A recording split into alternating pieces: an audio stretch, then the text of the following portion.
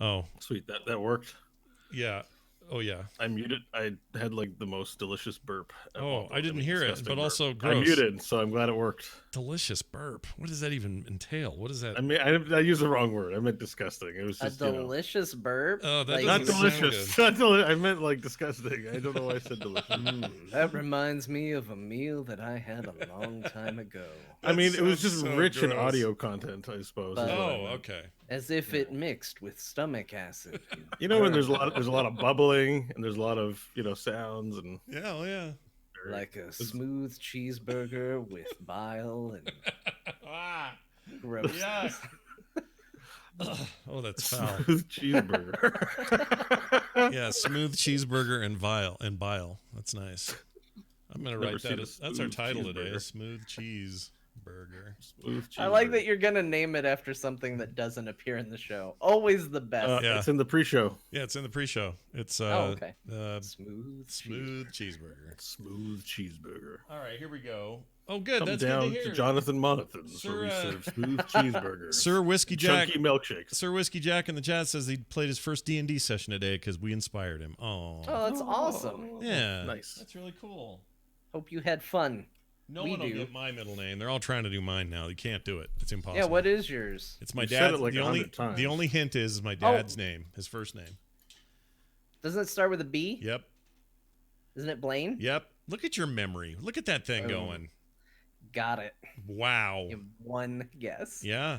No one names anybody Blaine anymore. I don't know if you've noticed. When was the last time you met a Blaine? I heard it one time and it was jarring. I was like, where did this name come from?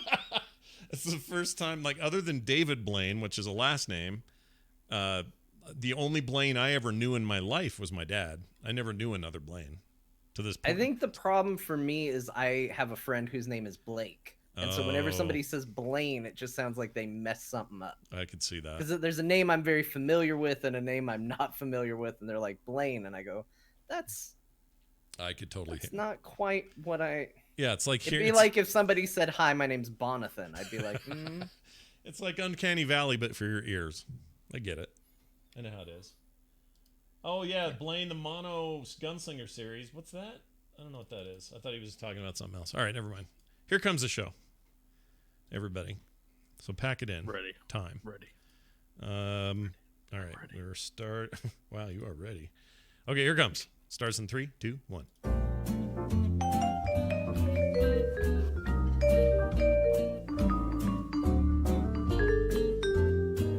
Hello, everybody. Welcome back to Core. This is episode 205 of Core for Wednesday, January 8th, 2020. It is our first episode back in the year of 2020. We took time off kind of accidentally because there were 2 Wednesdays in a row that were like worldwide holidays. And that's the day we record. And by gum, we just didn't do another day. So this is the way it was. We took some time off. We hope you guys did too. Got some video games played, got some work done, or some relaxing done. Don't do work. Take the time off. That's what I'm saying. But we're back. 2020's in full scream. What's it called? Full swing. Full scream. I think you got it. I think you Full nailed it scream. right out of the gate. Maybe Kim's right. Diet Dr. Pepper makes me think funny after I drink it. Maybe there's something in there. It's that PhD. Goes right to your head. I don't know what's in there. There's something in there, though. Anyway, we're glad to be back, and good timing because Bo just got over a nasty, nasty cold. And I have yet, so far this entire fall and winter, I've had nothing. And everyone else I know has been sick. My family, everyone close to me, all my friends, my internet pals. Everybody's had some kind of awful thing. But somehow I have steered away from this thing. And I don't know why. But Bo, we're glad you're feeling better. How you doing? Oh, thank you. Yeah. Thank you. You like that I brought it up and made a big deal out of it and said, Well, sure. I mean, we might not have had a show anyways last week, or at least I wouldn't have. It's a good I point. was for sure in a bad shape. So that's a I good guess point. thanks. I'm glad you're doing better. It's no fun to be sick during any holiday break, and hopefully nobody else gets sick from now on.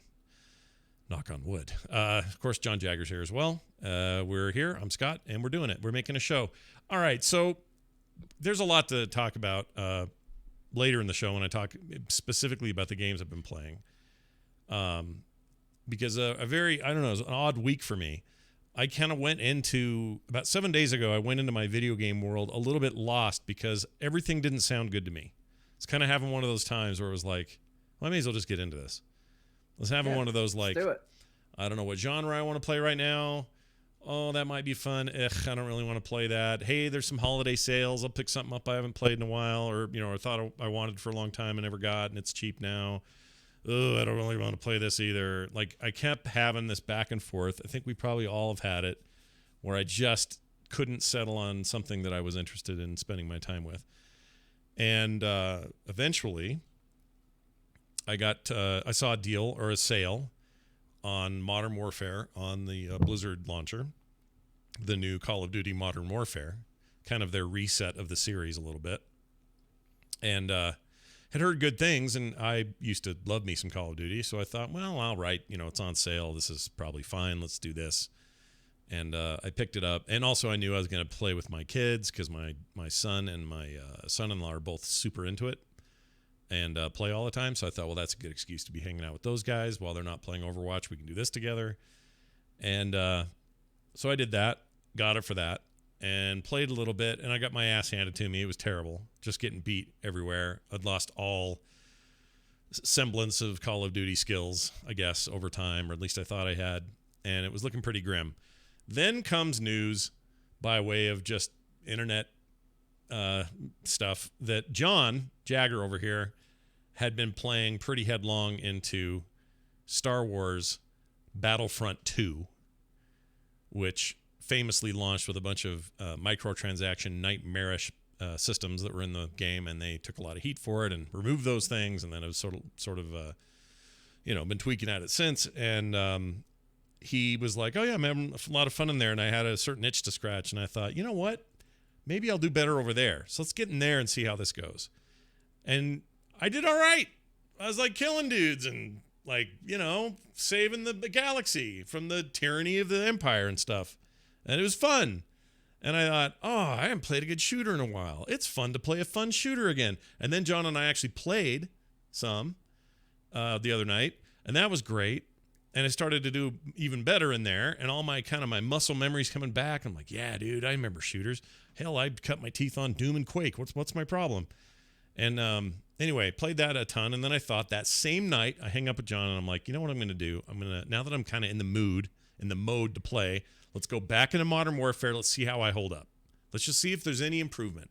And if I'm shocked to tell people, I got in there and freaking started rocking it. I started waxing dudes left and right. I started getting top 3 on the freaking kill list. Started winning games with my team. And very quickly got obsessed with that game. I really like Modern Warfare a lot. I think it is so polished, and it looks so good. It looks like a next-gen game in an era where we're waiting for next-gen games. They really outdid themselves visually, I think. But it remains very snappy, very quick, very fun to get into, get out of, get in, level up your stuff. The progression is deep but also quick, so you don't feel like you're waiting forever to grind something when you want to crack open a new weapon or get a new scope or something. Just feels really good, and I'm winning. Now here's the funny twist. Okay? Oh, this has other directions. I don't want to go to all the directions I could tell you guys about this shooter problem, but I'll touch on a couple of them. Here's the weird thing that happened after this. I'm in another game the other day, and our pal Garrett joins the game, just hops in. He's also playing on PC. But I notice, because this is true of the game, in the corner, or when you start a game and it shows all your teammates, it tells you, I guess both teams, it'll show you both teams, but it tells you what they're using interface-wise. Because this game is fully cross-platform playable. Everybody's playing from different platforms. So there are PlayStation people, Xbox people, and PC people all playing in the same games. And the game does try to put you in matches with a similar setup. So if you're on mouse and keyboard, you'll notice that you'll be put into matches with a lot of mouse and keyboard people, but not all necessarily. And then sometimes if you're on controller, you'll notice you're in a more controller-heavy group, but not even always then. Like this morning, this afternoon I played a match where I had a controller. I had mouse and keyboard, and everyone else had controllers, which I thought I was going to do some real work, and that's a whole different story. It didn't go very well. But anyway. Didn't work out the way you had planned. Well, this is the weird thing. all the muscle memory I thought I was missing or forgetting or had lost for Call of Duty, turns out it was in my hands in the shape of an Xbox controller. Because the minute I plugged my controller into my PC and said, well, let's try a couple of games like this, and it didn't matter if I was up against keyboard and mouse people or other controller people or a combination of both, I started doing way better. Like, way better. And I couldn't believe it because I'm of the PC master race mentality of like, well, if you're doing shooters, you got to have a mouse and key. That's just kind of what you do. You only play with a controller on a console with shooters, and it's adequate for what it is, but you only do that because it's a console and there's no keyboard and mouse available. And if there was, you'd sure use the keyboard and mouse. Like, that's always been the attitude. But I think that might be a fallacy. I think we might be wrong about that.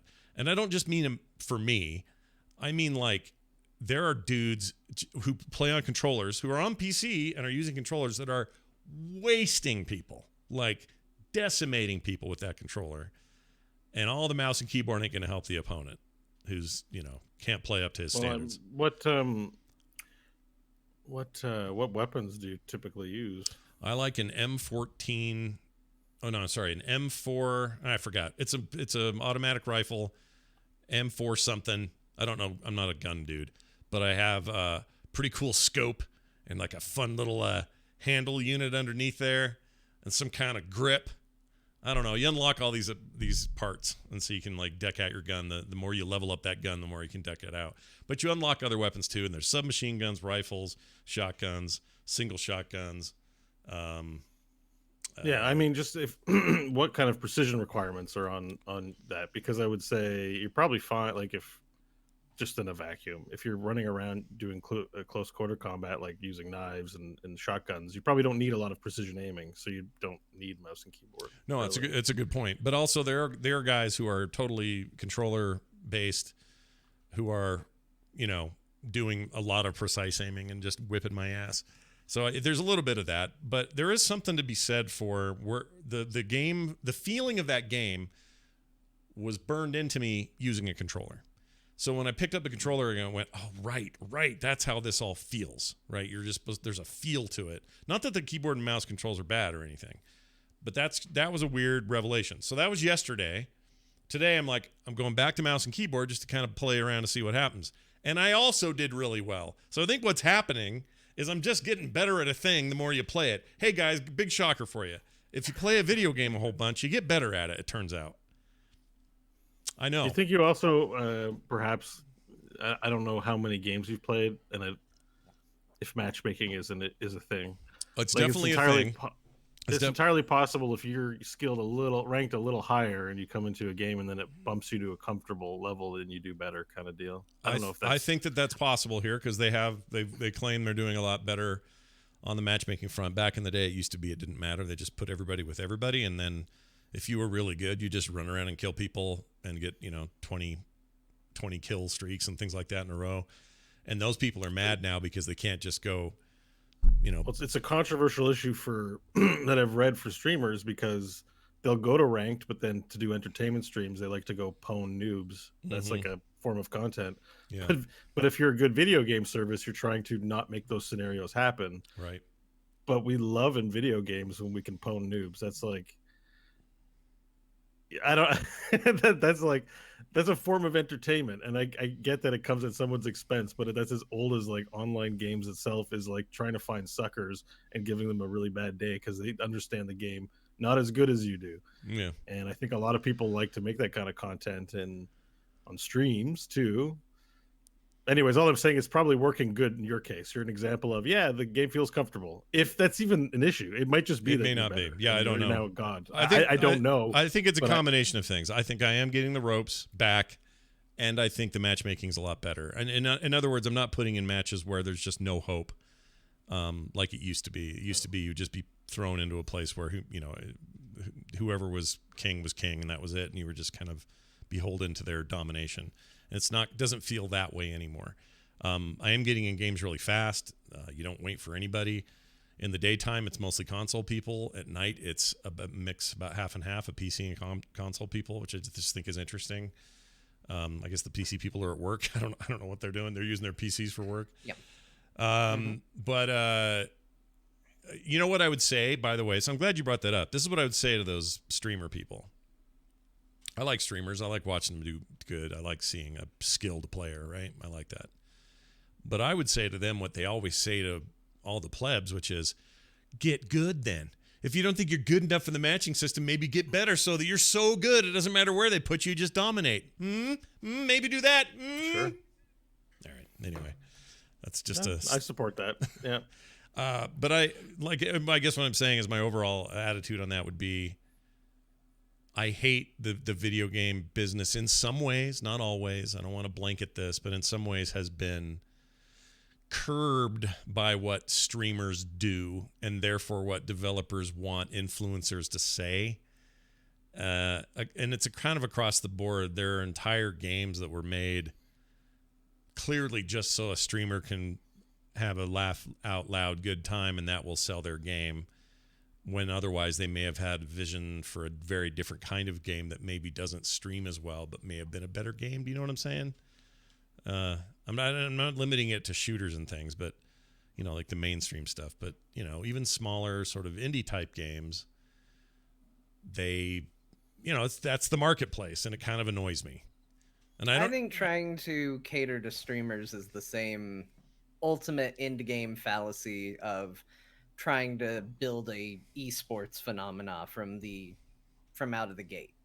Right. I think yes, you can make a game that streams really well, but I feel like you are just as likely to fall on your face as you are to kind of catch that, because the one you see the most is the memeable games, the things where people are just going to do it for the lulz and it's going to be funny and it's going to show really well even if the game itself is not that fun.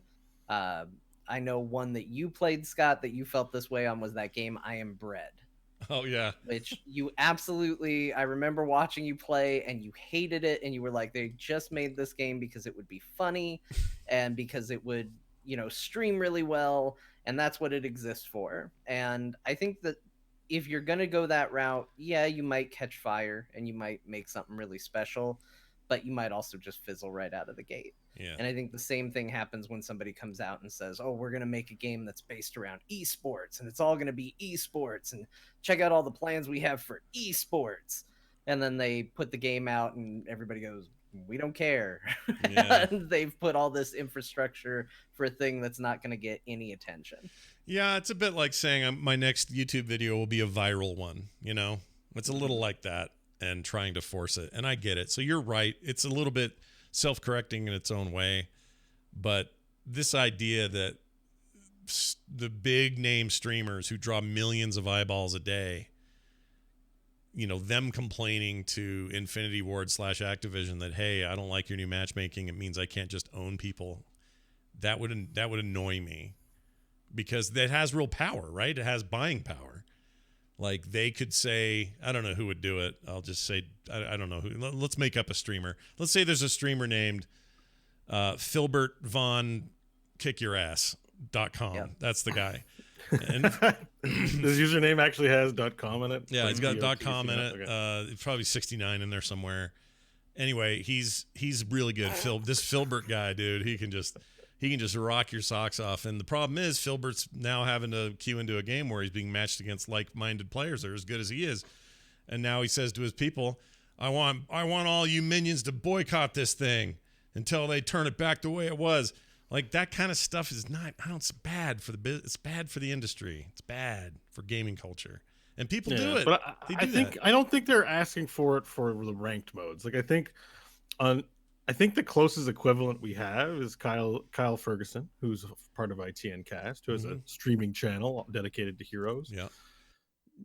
We have to get back to it, but we used to come play with us on Wednesdays, and Wednesdays was our version of pounding on noobs, at least for him, because we were 5 stacking a quick match. Yeah. So he'll play in fair matches, most honorable player ever. But we'll go in and try these weird cheesy strategies and give the other team a bad day because we've been playing together for 2 years. Some of us have high MMRs, so the matchmaking's wonky in the quick match mode, and then we have a good time because we're pounding on a less coordinated team. Sure. And that is not, in a perfect world, that's not in the spirit of someone's game experience. You know what I'm saying? Right. but it's fun, and then we can stream it. We know we did the laser light show, we did the cheesy thing where we rushed the core, stuff like that.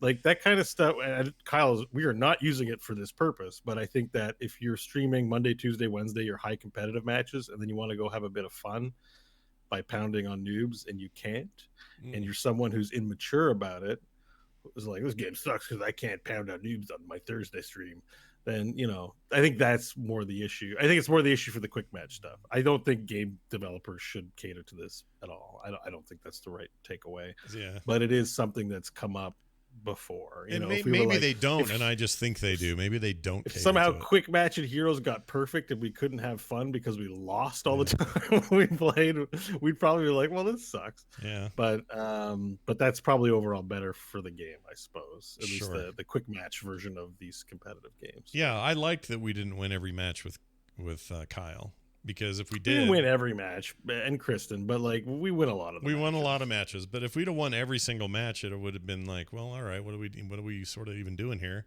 Like, you need some challenge. And the reason we would lose is because his MMR would get us matched with like a couple of ringers most of the time.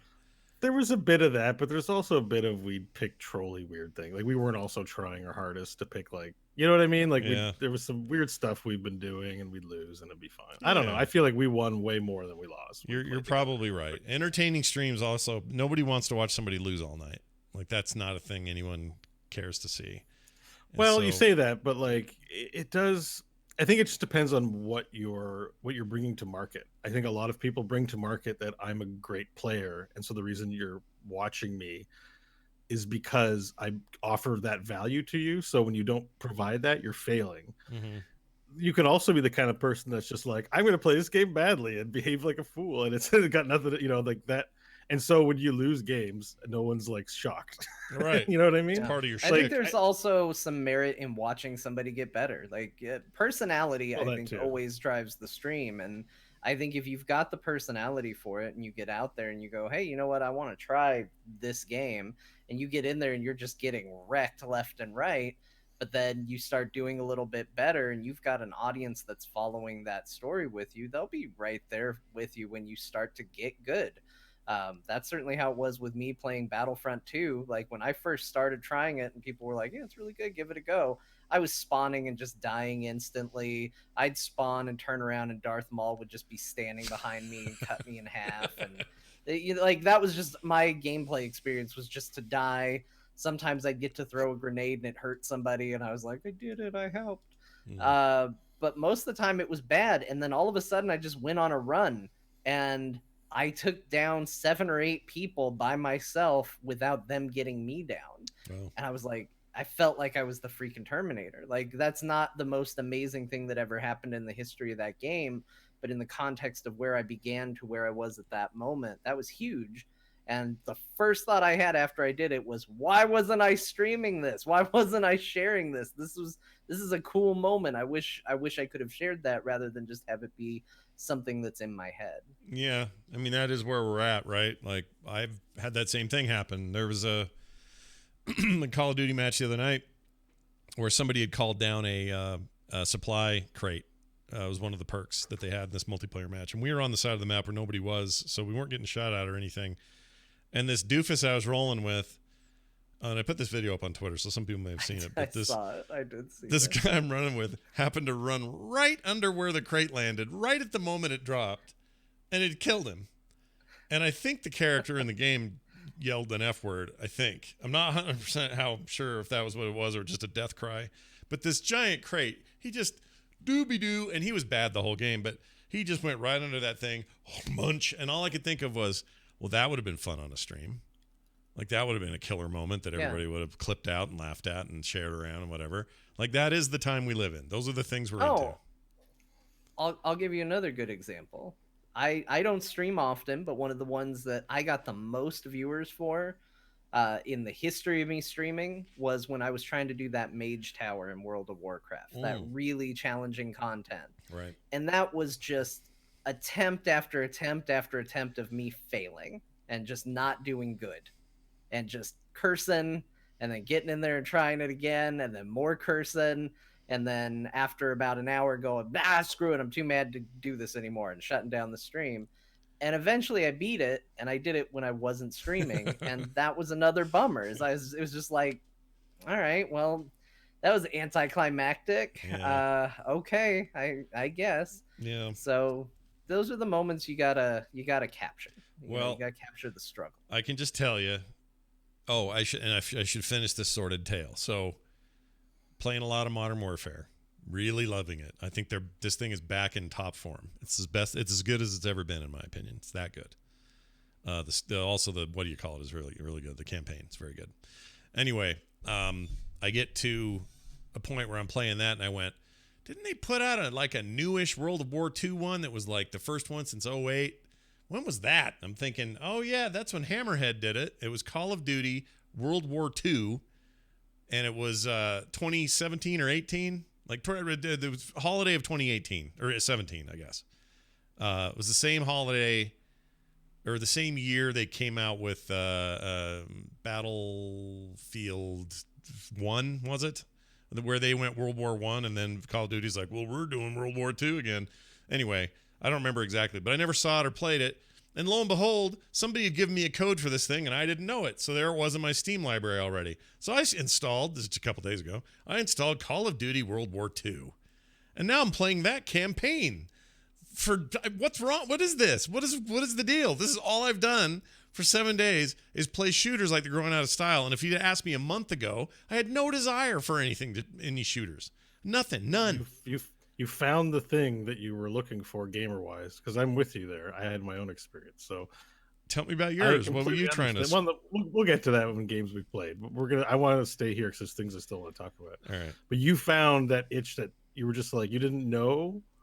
You know what I mean? In your head, you at no point were you like, I definitely need to play Call of Duty. That's what I'm missing. Yeah, the last thing I would say, I think. Yeah, and I don't think it's crazy that you got into that World War II game. They did a smart thing by going back to it, waiting as long as they did and then going back to it, because I almost bought it during the Steam sale. I might actually have bought it. I need to double check. It was on the list of games I was going to buy, and I did a lot of like adding and removing of things. I don't think it made the cut, but it was on there for a time. Yeah. But I got really like nostalgic for it. There's something about, because they made so many World War II games. Yeah. You know, I know the guns by sight. You know, I know how they shoot. I know how that's supposed to go. There's something about the way those battles play out. Like, it feels kind of a little bit gross to talk about something that was real and violent and people died, but like at the same time, we are talking about a video game, and so to kind of dive into that, there's something about that era where combat was just a little bit more simple and simplified, and just killing Nazis, really. It just felt good. Yeah. Also, there was an enemy that we can all agree was just really great to shoot. Yeah. Like there's a villain in World War II, a real cut and dry villain in World War II. Yeah, there's not a lot of ambiguity. The modern warfare stuff, infinite warfare, advanced warfare, all those like weird semi-future-y ones they did in the interim, those had, you know, antagonists you weren't so sure about, you know, or it was a little gray area, or, well, if I kill him, it means the death of thousands of children in the country that'll get bombed after that. Like there's all these like collateral damage things. And I know that stuff existed in World War II. However, it was just a more binary choice. Kill it the might Nazis. As well be rebels versus the Empire. Yes. It's just cut and dry. Yeah. And for some reason I had a hankering for that, for whatever reason. And maybe that's because there's stuff going on right now. We don't get into politics on the show, but you know, there's stuff going on right now, some saber rattling happening with a country and the United States and Iran. And I think some of this may have brought some of that on for me. Like just this feeling of I want to just get into a shooter and blow off some steam in a fake world with fake guns and just have some fun there. And the other part of it was I wanted, like the World War II thing, I kind of want to do it in a conflict that had a clear goal in mind, you know, in terms of the politics of it all. And then part of it also got me thinking this week, like when I asked this question on Twitter of service members, people who have served in various conflicts, wondering if the exceptional sound work in Modern Warfare, and it is amazing. They should win if they don't win all whatever video game awards they're up for or we're up for, at the very least they should get all the sound engineering awards that are available to a game like that, because my gosh, that game features some of the best sound engineering, sound design, sound use of any game I've played in maybe a decade. It's incredible. And so real feeling to me when I got my headphones on, and so surrounding me that I had to ask people, hey, if you're a former service person and you've done, some overseas stuff and you've seen combat, does this, create anxiety for you when you play a game like this? Does it fill you with, feelings that are like, oh my gosh, PTSD, whatever? I just wanted to know. And I had a whole handful of people come back and say, actually, you'd be surprised how little it does. In fact, the more realistic, the more therapeutic it is, because it isn't, we know we're in a video game, and we know when we're playing Call of Duty that we're playing a video game and we're having fun, and doesn't matter how realistic it is, that doesn't start the PTSD. What can start PTSD is being at a restaurant, this one guy told me, and somebody cracks open a can of Coke, and the sound reminds him of the sound of, an incendiary grenade going off or something, and he ducks under the table and goes for cover. Says those kinds of things, weirdly, like real world out in the public stuff, is what gets them, but not playing a game where it's so, intricately made to sound and look like the actual conflict. And that was really fascinating to me to learn that this week. And it seemed to be echoed by most of the people who replied to me. So, it was a small sample of people, so I don't want to speak for everybody, but I thought that was interesting. So all of that stuff, I think, just kind of coalesced in my head. And I'm feeling Star Warsy. So Battlefront 2 was scratching that itch pretty good, because, shooting the lasers and the freaking walkers, and you got this stuff like it's the Star Wars. Everywhere you look, there's Star Wars shit everywhere in that game.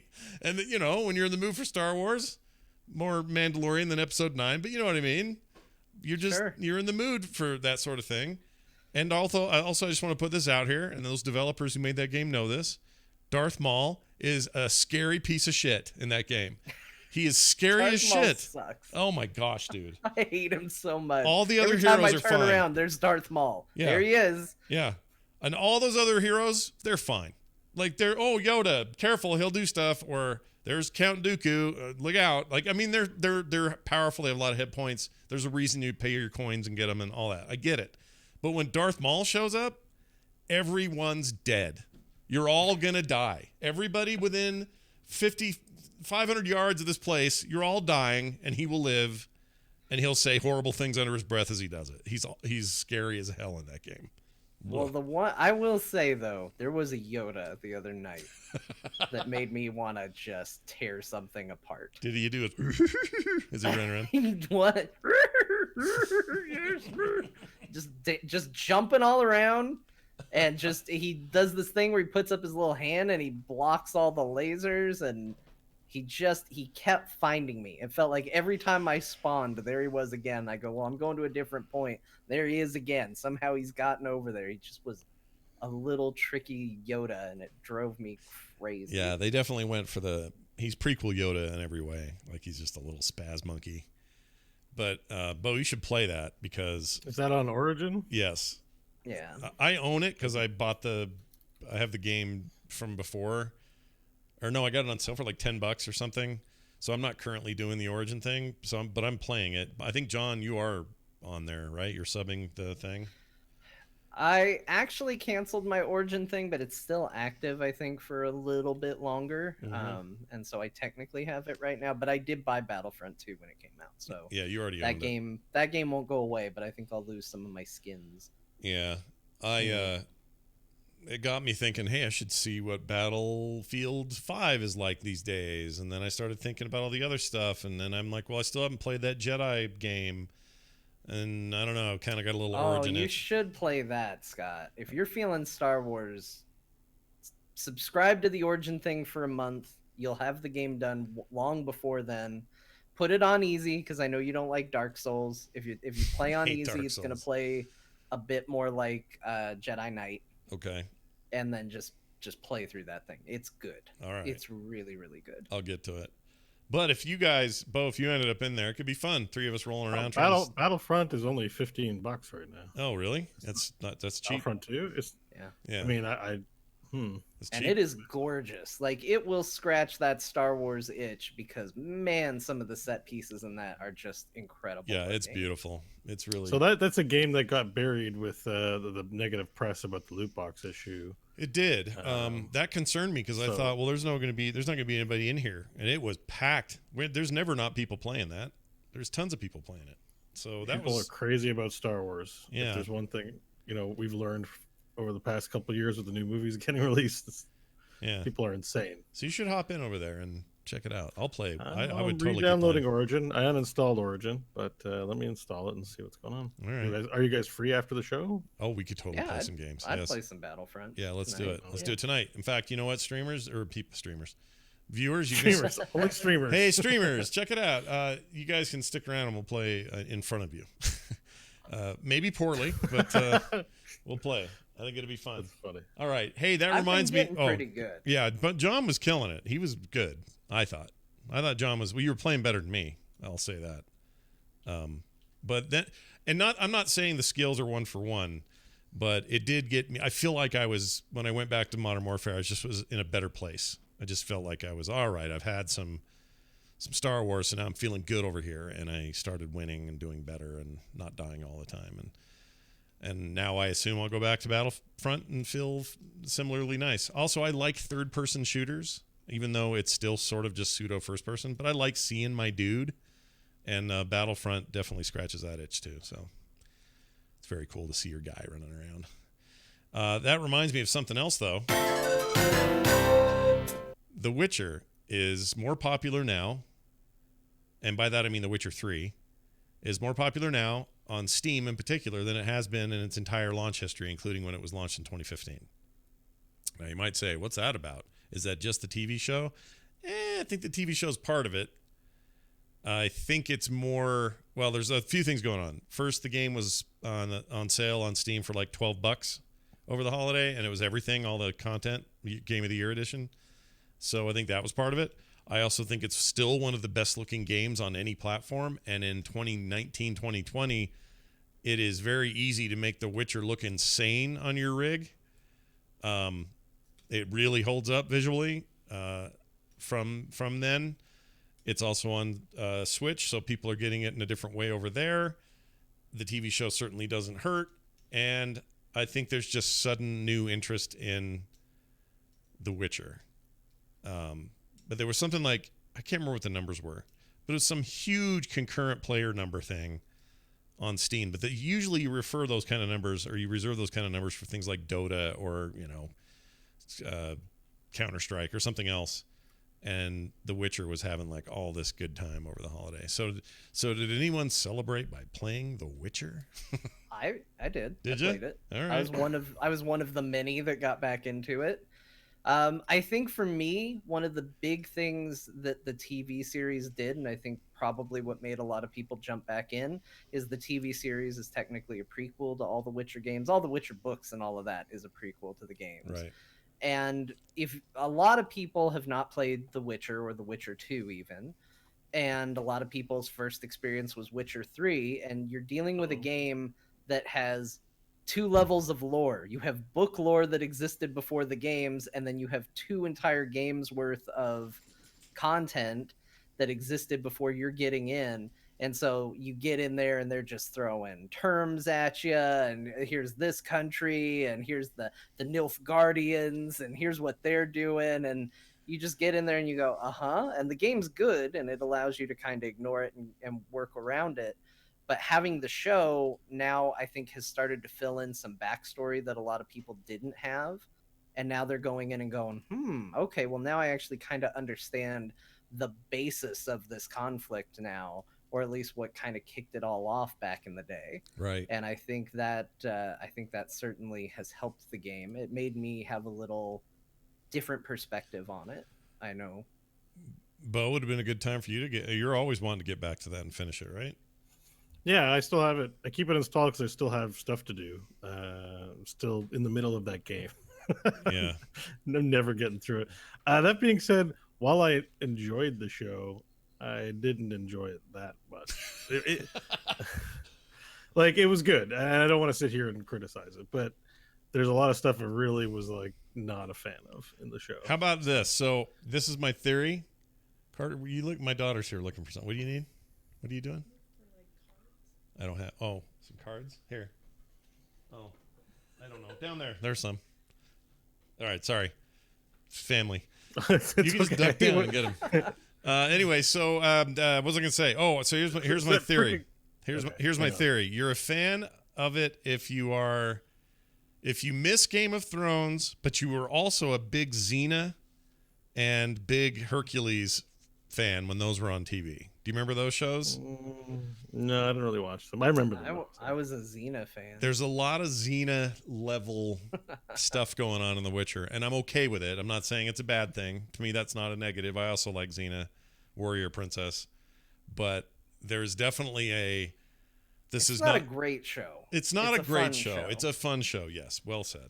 That's a good way of putting it. I'll be honest with you. I thought the show spent way too much time on Yennefer. I didn't realize Yennefer was such a big, important character in that sense. Because, like, in the game, it's just like, you know, you hang out with her every now and then. But then you get back to doing Witcher stuff, which is what I like. You know what I mean? But the show's like, let's learn all about the backstory of Yennefer. And I'm like, oh, God, when is this over? Yeah, Yennefer's a big deal. Yeah. I don't, yeah. There's stuff about it in that Gold Dragon. Yeah. Yeah. I mean, his lips didn't even move when he was talking. It was really bad. I was just, and I know I'm supposed to forgive stuff like that, but I thought like the show, there's a lot of goodwill towards The Witcher and The Witcher lore, and I thought maybe folks are being a little too, in a world where they're going to tear apart Star Wars over nothing, they were being a little too like, kind to The Witcher, rose-colored glasses or something with Witcher. That's funny. So it didn't make me want to play it, but although I really enjoyed Henry Cavill.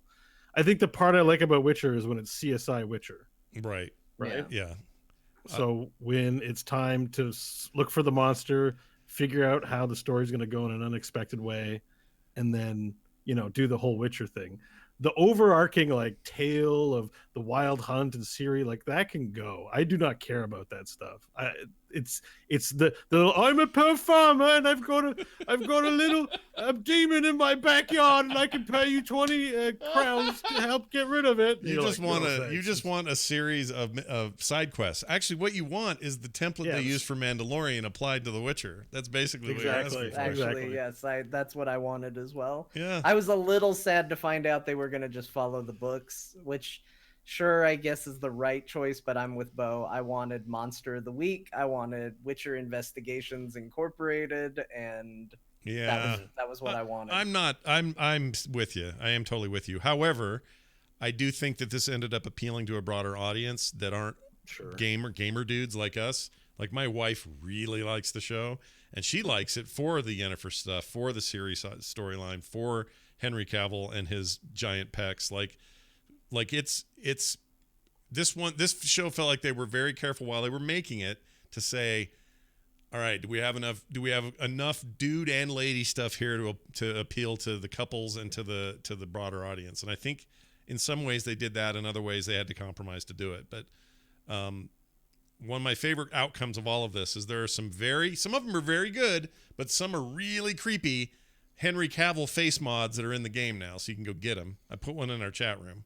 That one's a good one. You got to have the Cavill in your game. Yeah. Now he did a really good job. Not all the time, but most of the time he would kind of affect that voice a little bit, and I loved that. Like, well, he's a huge fan of the games. He knows the voice he's going for. Right. Like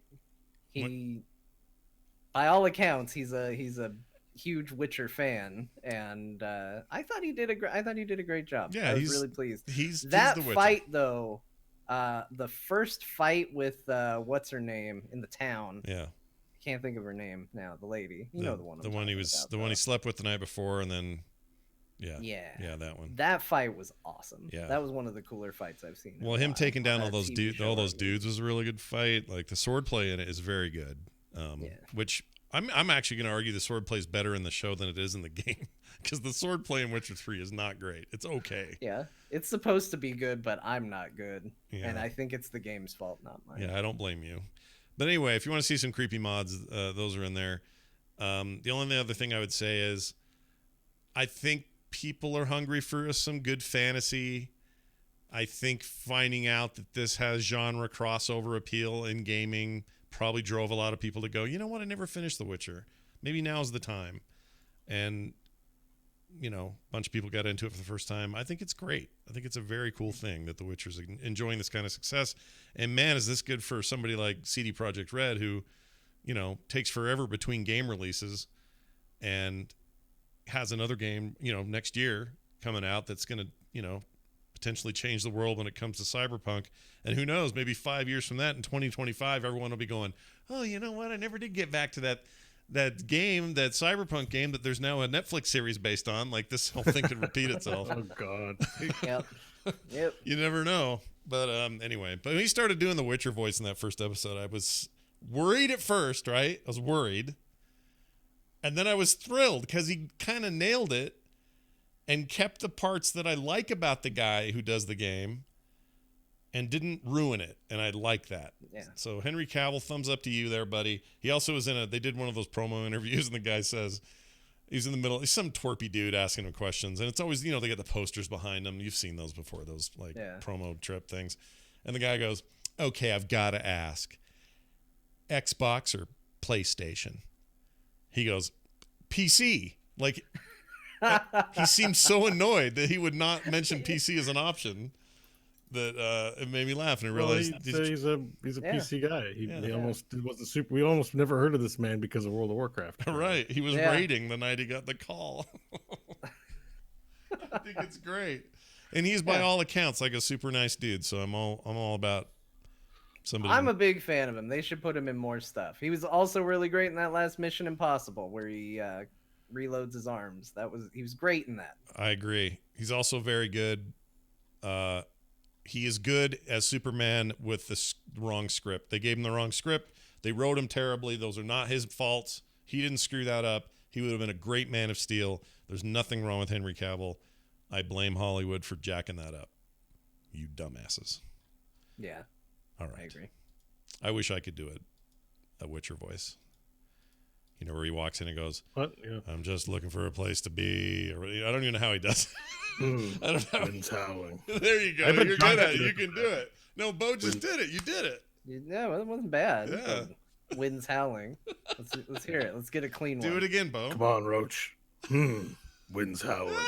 Yeah, that's pretty good. You got it. What, is there a line? Where's that speech from the I don't believe in degrees of evil?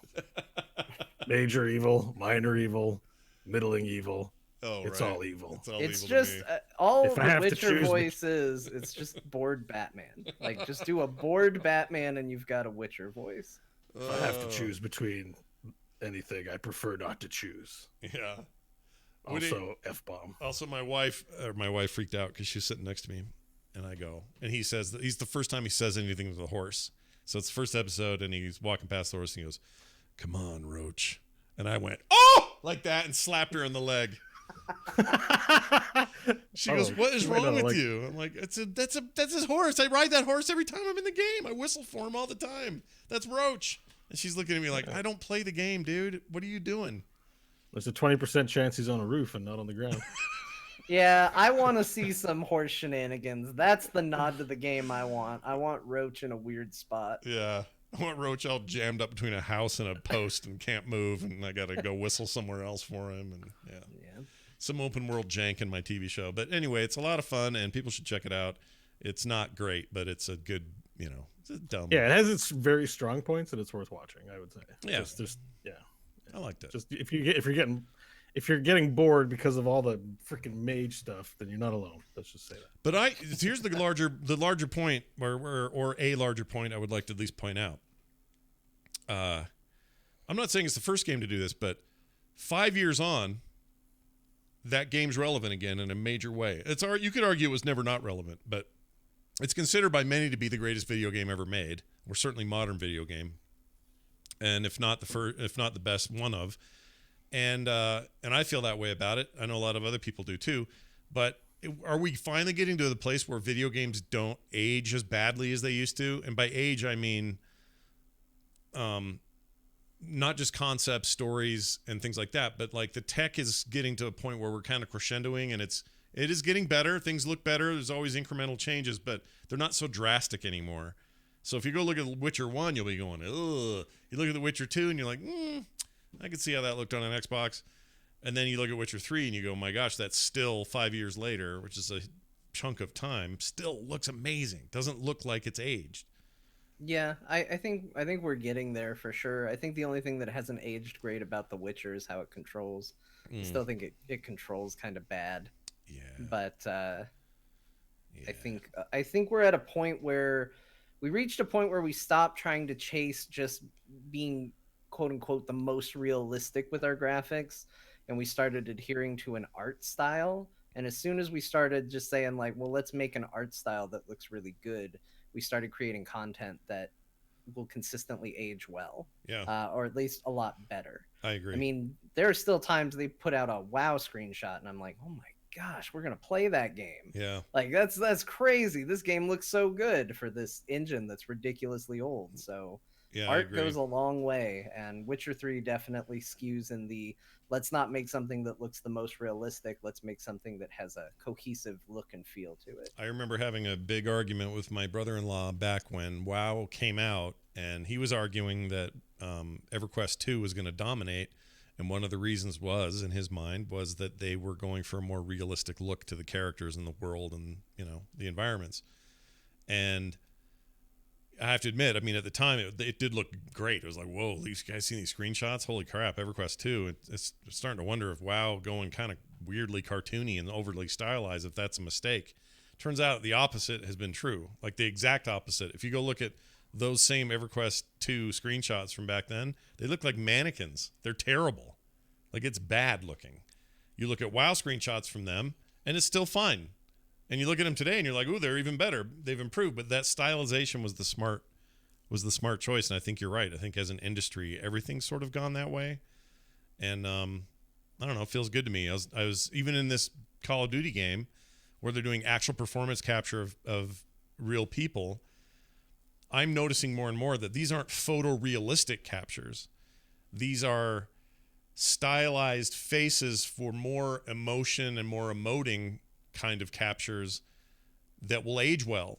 They won't just look like stiff faces. They'll look like that person's eyebrow probably moved a little higher than is humanly possible, but it worked because it tapped into the emotion instead of me getting all caught up in how realistic it was. Like I think that's happening kind of across the board. Like video games in general are all kind of gone that way. And that is a good thing, in my opinion. Why was I talking about that? I don't remember why. I don't know, but it was good. It was a good conversation. Because we just talk about stuff here. That's what we do on this show. Yeah. All right, so get your Witcher on, everybody. I'm kind of in the mood to go poke in again. If I wasn't shooting things so much, I'd probably be in there right now. I don't know if you guys noticed, but the Uncharted movie loses yet another director. Do we even need this now? Are we to the point? Actually, to my other point, do we even, like, if a game's good enough, do we need a TV adaptation? Isn't the game good enough to be better than what we could expect out of TV or movies? This is the question that I've been wondering, is you keep hearing talk about, like, oh, they're going to do an Uncharted movie, or they're going to do a Mass Effect movie, or they're going to do, any video game franchise. I feel like somebody comes out and goes, oh, we're going to do a movie about it. And I have gotten to a point where I've started to really wonder why, like why it's something we care about, and not just because they've been traditionally so bad. Right. There've been a couple good ones, not many, and even the good ones come with a lot of caveats. Like, I'm a huge apologist for that original Mortal Kombat movie. I think it's good. I have a fun time every time I watch it, but it's also bad. But I still kind of like it. Yeah. I don't know what else to say. Like, it's on, I have a good time, and that song is extremely iconic. But right. But what are we chasing exactly? Like, what is the thing? Is it like some legitimacy that we're hoping for? Like, if it gets put in a movie, all of a sudden we'll feel better about this hobby that we have? Is it that we actually think it's going to look better and work better as a movie? Because I don't think that's true either. If they made Mass Effect the movie, they would lose me right away because they'd show Commander Shepard, assuming it followed that story, and I'd go, "That's not Commander Shepard." Right. Like, I mean, it kind of works for The Witcher, but not entirely, right? Like the video game is still a better place to go watch The Witcher, in my opinion. sure. I mean, maybe not And- in 1 hour increments in your bed. You know, I understand the value of that. But yeah, I see what you're saying. Plus, you made a lady shepherd, didn't you? Yeah. Yeah. You always Well, make because John makes Shepherd's a ladies. lady. Have you noticed that? Bo, do you make ladies? I never make the ladies. Bo, I frequently do make women. why don't I make the ladies? It's not like I don't like ladies. You'd think I would. know. I just don't do it. I never do. I don't know why. If I have the option, and I have no problem, like give me a Tomb Raider game. All right, I'm Laura Croft for the next 27 hours. Sweet, let's do this. She's awesome. Like it's not a problem. It's just when I'm given the option, Diablo, whatever, I always go, dude. Well, I'm not 100% lady. Sounds wrong. But I probably Yeah, lean more lady yeah. than man. But Just like, pick what you want at the time. It's fine. Like they gave you a choice. I have seen what male shepherd looks and sounds like, and looks and sounds wrong. So, like Lady Commander Shepard is canonical to me, and I will not hear otherwise. All right. yeah, FemShep's pretty badass, I gotta say. Well, hold on. What if FemShep is what they put in the movie, John? Would you change your tune? Maybe, but I still have a really clear idea of what she looks like. Like, it's one thing with The Witcher because, short of a haircut and whether he grows a beard or not, like, Geralt looks like Geralt. Like, whether or not Henry Cavill is looking like this character. Sure. It's not a complete created character. So what they're chasing. If it's a character that you make from the get-go, though, where it can be literally anything, like you have a very different idea.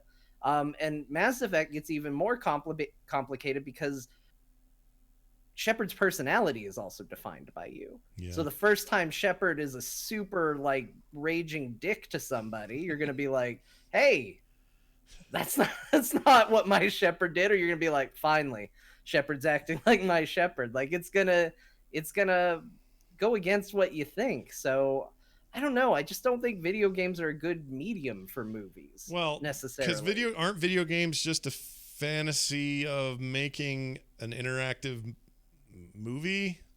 I mean, that is what they're aiming for. When I play Uncharted, I'm in it for Nathan Drake's adventures and the stories around his life, but also his tomb raiding and his adventuring and his whatever. And I am, in a way, I'm living through that story, and I'm also in some ways making choices that I would want him to make in that story. Not as much with him as say something like Mass Effect. But you're right. Mass Effect went and said, all right, look, what if all of the sort of these Paragon and what's the other thing? Renegade. What if the Paragon and Renegade stuff helped you shape this personality? We here at BioWare, at least they used to, we make games about shaping your own character, truly role-playing through this world. And so they give you a template, but really a lot of this is what you're adding to it. You can't do that with movies, but that's the fantasy, is that we could, right? And so why do we need to go? It's almost like going backwards. It's almost like saying, well, we made your interactive movie. Now you just want to make one you have to sit and watch. Yeah. I don't know. That's and a good point. I think there is a way to maybe tie to properties in a way that enhances it. I think Witcher is actually a good example, and why we're seeing a part of why we're seeing Witcher 3 become so big all of a sudden is that, like I said, this is, and granted, it's not, the Witcher TV series is based on the books. It has nothing to do with the games, but it's giving people who play the games a little more context, and that's an additive property. You're not watching it and going, okay, tell me a story I'm already familiar with in a way that's probably just going to upset me. Yeah. I will say, remember, Bo, I think it was you some time ago that said, why is her name Yennefer and not Jennifer? Was it you that was complaining about that? Or was it something? I don't know. Maybe that sounds like a you complaint. It may have been me. Yeah. I don't remember. I think it's cool. Yennefer is a cool name. I kind of like it too. So I don't think it was me either, but I don't know who it was. Somebody didn't like it in my circles. Anyway, I was gonna, if it was you, I was gonna tell you that my wife now. No, I understand it because it's an Eastern European thing. Like my brother's name is Jacob, but in Hungary you don't say Jay that way. They call him Jakob. Oh, Jakob, yeah. It's not Jacob. Like Jay's is Ya and Yennefer like makes complete sense to my brain. Gotcha. So it's probably not me. Well, it's definitely. I mean, the author's a Polish author, and it makes sense that some of that that's would what I come mean. from that. It's an Eastern European sort of deal. I think. Right? It'd be called Jan. My wife now she's gonna be embarrassed because she says, "Why don't they just call her Jennifer? Why do they call her Yennefer? Just call her Jennifer." I'm like, "Honey, it's Scott Johnson." Yeah. You don't want that. Nobody wants to be called Johnson. I can promise you that.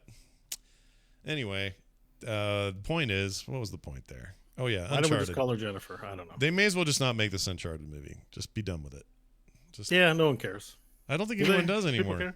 I'm more interested in the future of the Uncharted IP than I am the movies. I don't care. It's just for me, Uncharted is like, well, we have Indiana Jones. Like, we've got it. It's there. I actually watched Last Crusade like last week or something like that while I was sick. Oh, nice. So, it's in the same. Like, do I need an Uncharted version of Indiana Jones? Unless it's really, really, really, really, really good, I don't bother. I mean, you did. Turns out you did want it, but they did it the other direction. Indiana Jones comes out, and the Uncharted people go, "Oh, we sure love that stuff." And we also like Tomb Raider. You know, it'd be cool. Let's make our own adventuring guy. His name will be Nathan Drake, and it'll be a video game version of Indiana Jones, and you'll run around and do Indiana Jones-like stuff. It's already happened the reverse way, right? Yeah. So and why I flip think it around? we're getting into a multiplicity copy of a copy of a copy thing. Yeah. Where like now if you make a movie about it, like okay, you're technically making a movie about a character who was based on another movie and another video game character, and that was based on another movie, and that was based on a pulp fiction series and or pulp comic, and like now we're just getting to the version of Michael Keaton that's just like, she touched my peppy, Steve, and it's just not going to be great. Oh, deep cut. I don't even remember that part of that movie, but there it is. Well done. Yeah, if you need a backup Indiana Jones, you got National Treasure in your and Tomb Raider movies. I don't know. Whew, National Treasure. I hate I kind of hate those movies. Yeah. They're not good, but I like watching them. And it's one of the only movies that Sean Bean has survived. Yeah, he lived in that, didn't he? Yeah, that's true. Also in the second one, I forgot what it was called, National Treasure 2, the Treasuring or whatever. Treasuring. There's a more treasure. There's a scene in there with I forgot his name, Ed Harris, who's in that one, where they show a newspaper, and a guy worked on the effects team, the effects department for that movie, was in the production. And if you pause and zoom in on the newspaper, you will see a reference and a link to my comic website, because this guy had to put something in there. I remember you talking about that. Yeah, so it's just got this like drawing I did, and it says myextralife.com and has some other little wordy thing there, and he snuck it in as a little Easter egg. So it's the only thing I like about the second movie, because I think the second movie is the worst of all of them. But anyway, if you're ever watching it and you're in that office scene, just pause it when he's looking at the newspaper, and there's just in a little corner there, you'll see a little reference there. It's pretty cool. Anyway, I don't know why I told everyone that. I'm not really a name dropper type, but that's a cool thing. Oh, you know what else you can see? Sorry. If you were the original Avengers, if you pause it just right, downtown during the fight with the aliens, there's a Obey Henry sticker on the side of the wall down there. See, that's the thing that I wish had taken off in a weird way, where people thought it was like teasing something that was to come. Yeah. They're like, have you noticed there's an Obey Henry sticker here? And what do you think? It was too fast. It was too quick. Nobody noticed it, so it never took off. The only reason I noticed, superheroes Henry. They're teasing a new hero, and it was a single frame, like literally one frame, and that's it. So nobody caught it. In fact, no one would even know if I wasn't talking about it. And for a while, I wasn't allowed to talk about it, because he would get in trouble for screwing around in the effects department, putting stuff in there he's not supposed to. But I'm sure he's well moved on from there. It's all fine now. Yeah, he's probably not still working on the Avengers. No. That movie came out. No, I would think not. All right. We should talk about what we've been playing, or more about what John and Bo have been playing, because they have things they've played. So, John, when you've not been in Battlefront 2, you've been back in Disco Elysium, which is a game I really want to try. So what do you think of it? I'm giving it another go, and it turns out that I may have sabotaged my initial enjoyment of that game. So there's a lot of things I didn't understand about that game when I first got into it. Part of the problem is it was billed to me as, oh, it's like really capturing that Dungeons and Dragons feel. And then I started playing it, and I was like, this is nothing like Dungeons and Dragons at all, even remotely. It's not even close. But the other thing is I tried a custom character when I got into it. Yeah.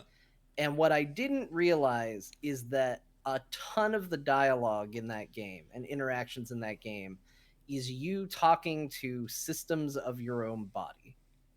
Oh. Like, you will have conversations with your limbic system. You will have conversations with your ability to form rational thought. You will have conversations with your irrational thoughts. You'll have conversations with your necktie if you go down the right path with it. Like, there are aspects of your body that just communicate to you. Okay. And it turns out what I thought from I play role-playing games perspective, I'll make my own character. I ended up creating a character that was very abstract with how they viewed the world. And as a result, I was getting this trippy, jargon-filled, weird-ass world where, again, I was constantly talking to my necktie. I was just everything I looked at, like, freaking out at my own reflection in the mirror to a degree where it was going to kill me. I did die from turning on a light. I don't know how much of this stuff carries over because I learned my lessons. But, like, I was in a weird place. And so this more recent playthrough, I played through as a character that was a bit more logical and a bit more knowledgeable. So you're still dealing with a character who's suffering from amnesia, but occasionally your deep memory kicks in and will remind you of details, which fills in the world building.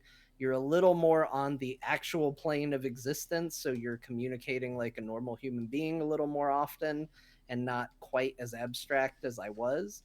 And I'm doing a lot better this playthrough. I'm having a lot more fun. I've made it a lot farther. And I'm starting to actually see why that game's good. Right. So it has made me interested in playing through a second time with some of those more weird aspects active.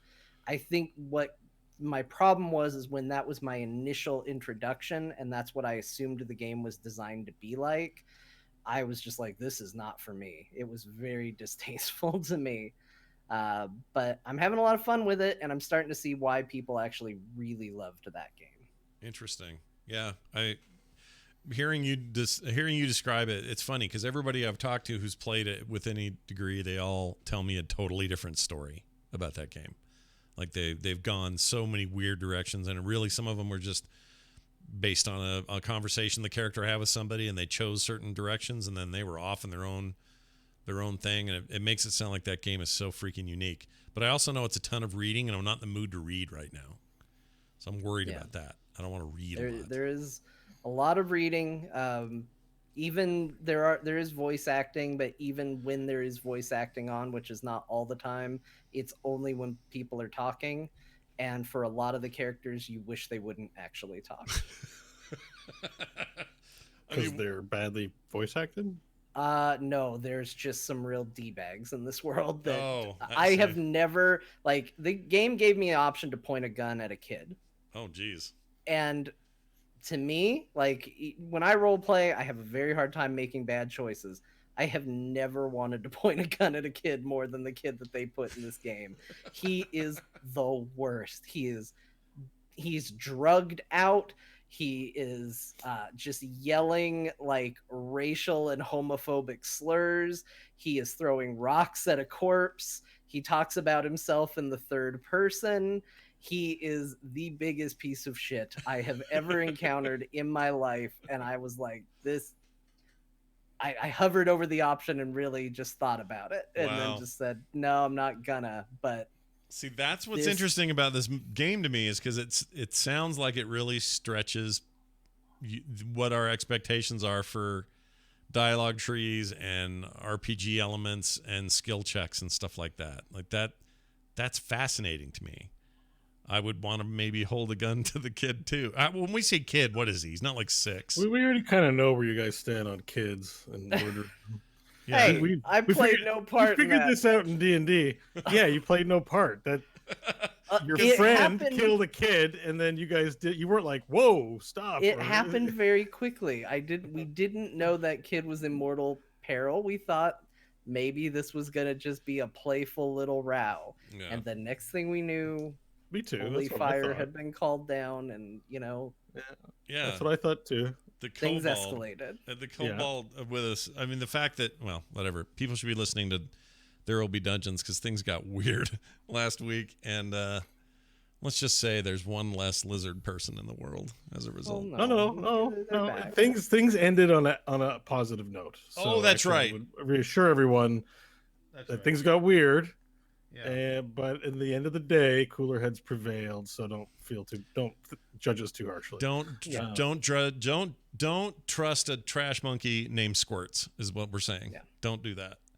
But what I am saying is that if it hadn't been this lizard kid and it had been this other kid named Kuno, we would not have cast Spare the Dying on Kuno. How old is Kuno in the game? I don't know.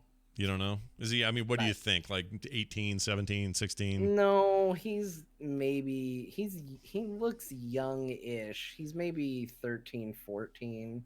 And he's But saying like all that rotten the stuff. worst. He's on drugs. Yeah. And just bad. I'm sure there's gonna be. I don't know. I'm early in the game. There's probably gonna be some reveal that's gonna make me feel bad for thinking ill of him because that's how it works. Like, Well, he's a kid. He was raised probably with bad influences, and it's not his fault when they're 14. You're not supposed to Yeah. shoot 14-year-olds, guys. I know. Yeah, you know. shouldn't You're supposed shoot to be it. sympathetic even when they're despicable. I know, and look, I was that age, and I was probably awful at that age too. Actually, not even probably. I know I was not that awful, but I know I was. Yeah, you weren't awful, that brand so- of awful. I guarantee Yeah, you that. I wasn't that bad, but certainly I don't think anybody looks back at their 13-year-old self and goes, "That was the best me." And if you do, you're probably a psycho. Yeah, you're probably lying or you're a psycho. But I agree with all of that. But I like a game that tests your standard. You know what I mean? Like I like a game that can put me in a position where I'm like, this is not a simple black and white choice like most video games are. This is like, oh my gosh, I really have to think about this choice.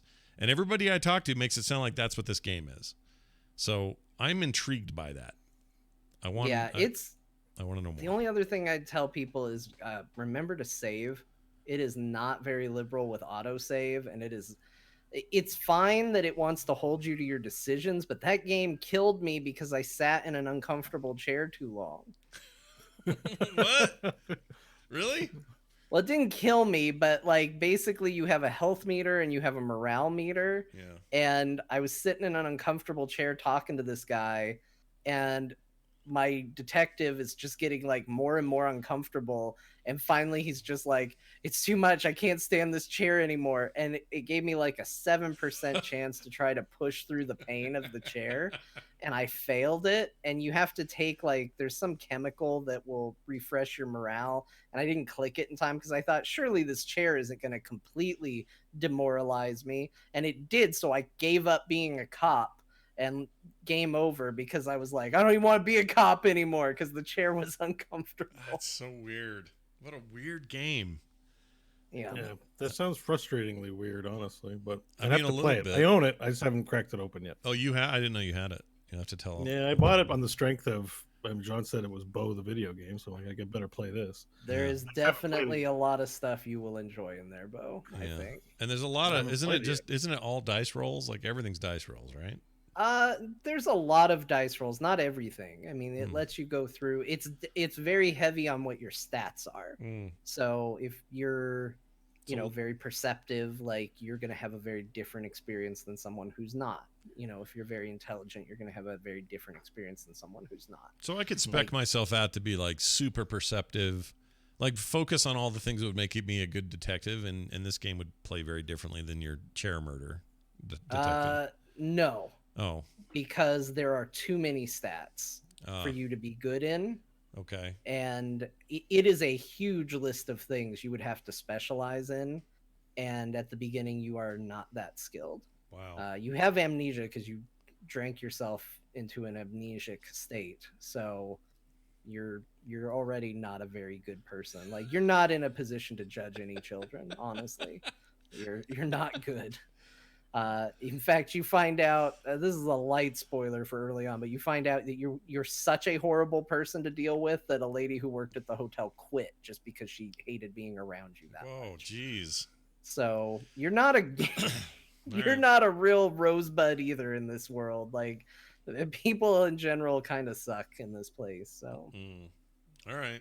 Does it look good? Like, what does it look like ugly art.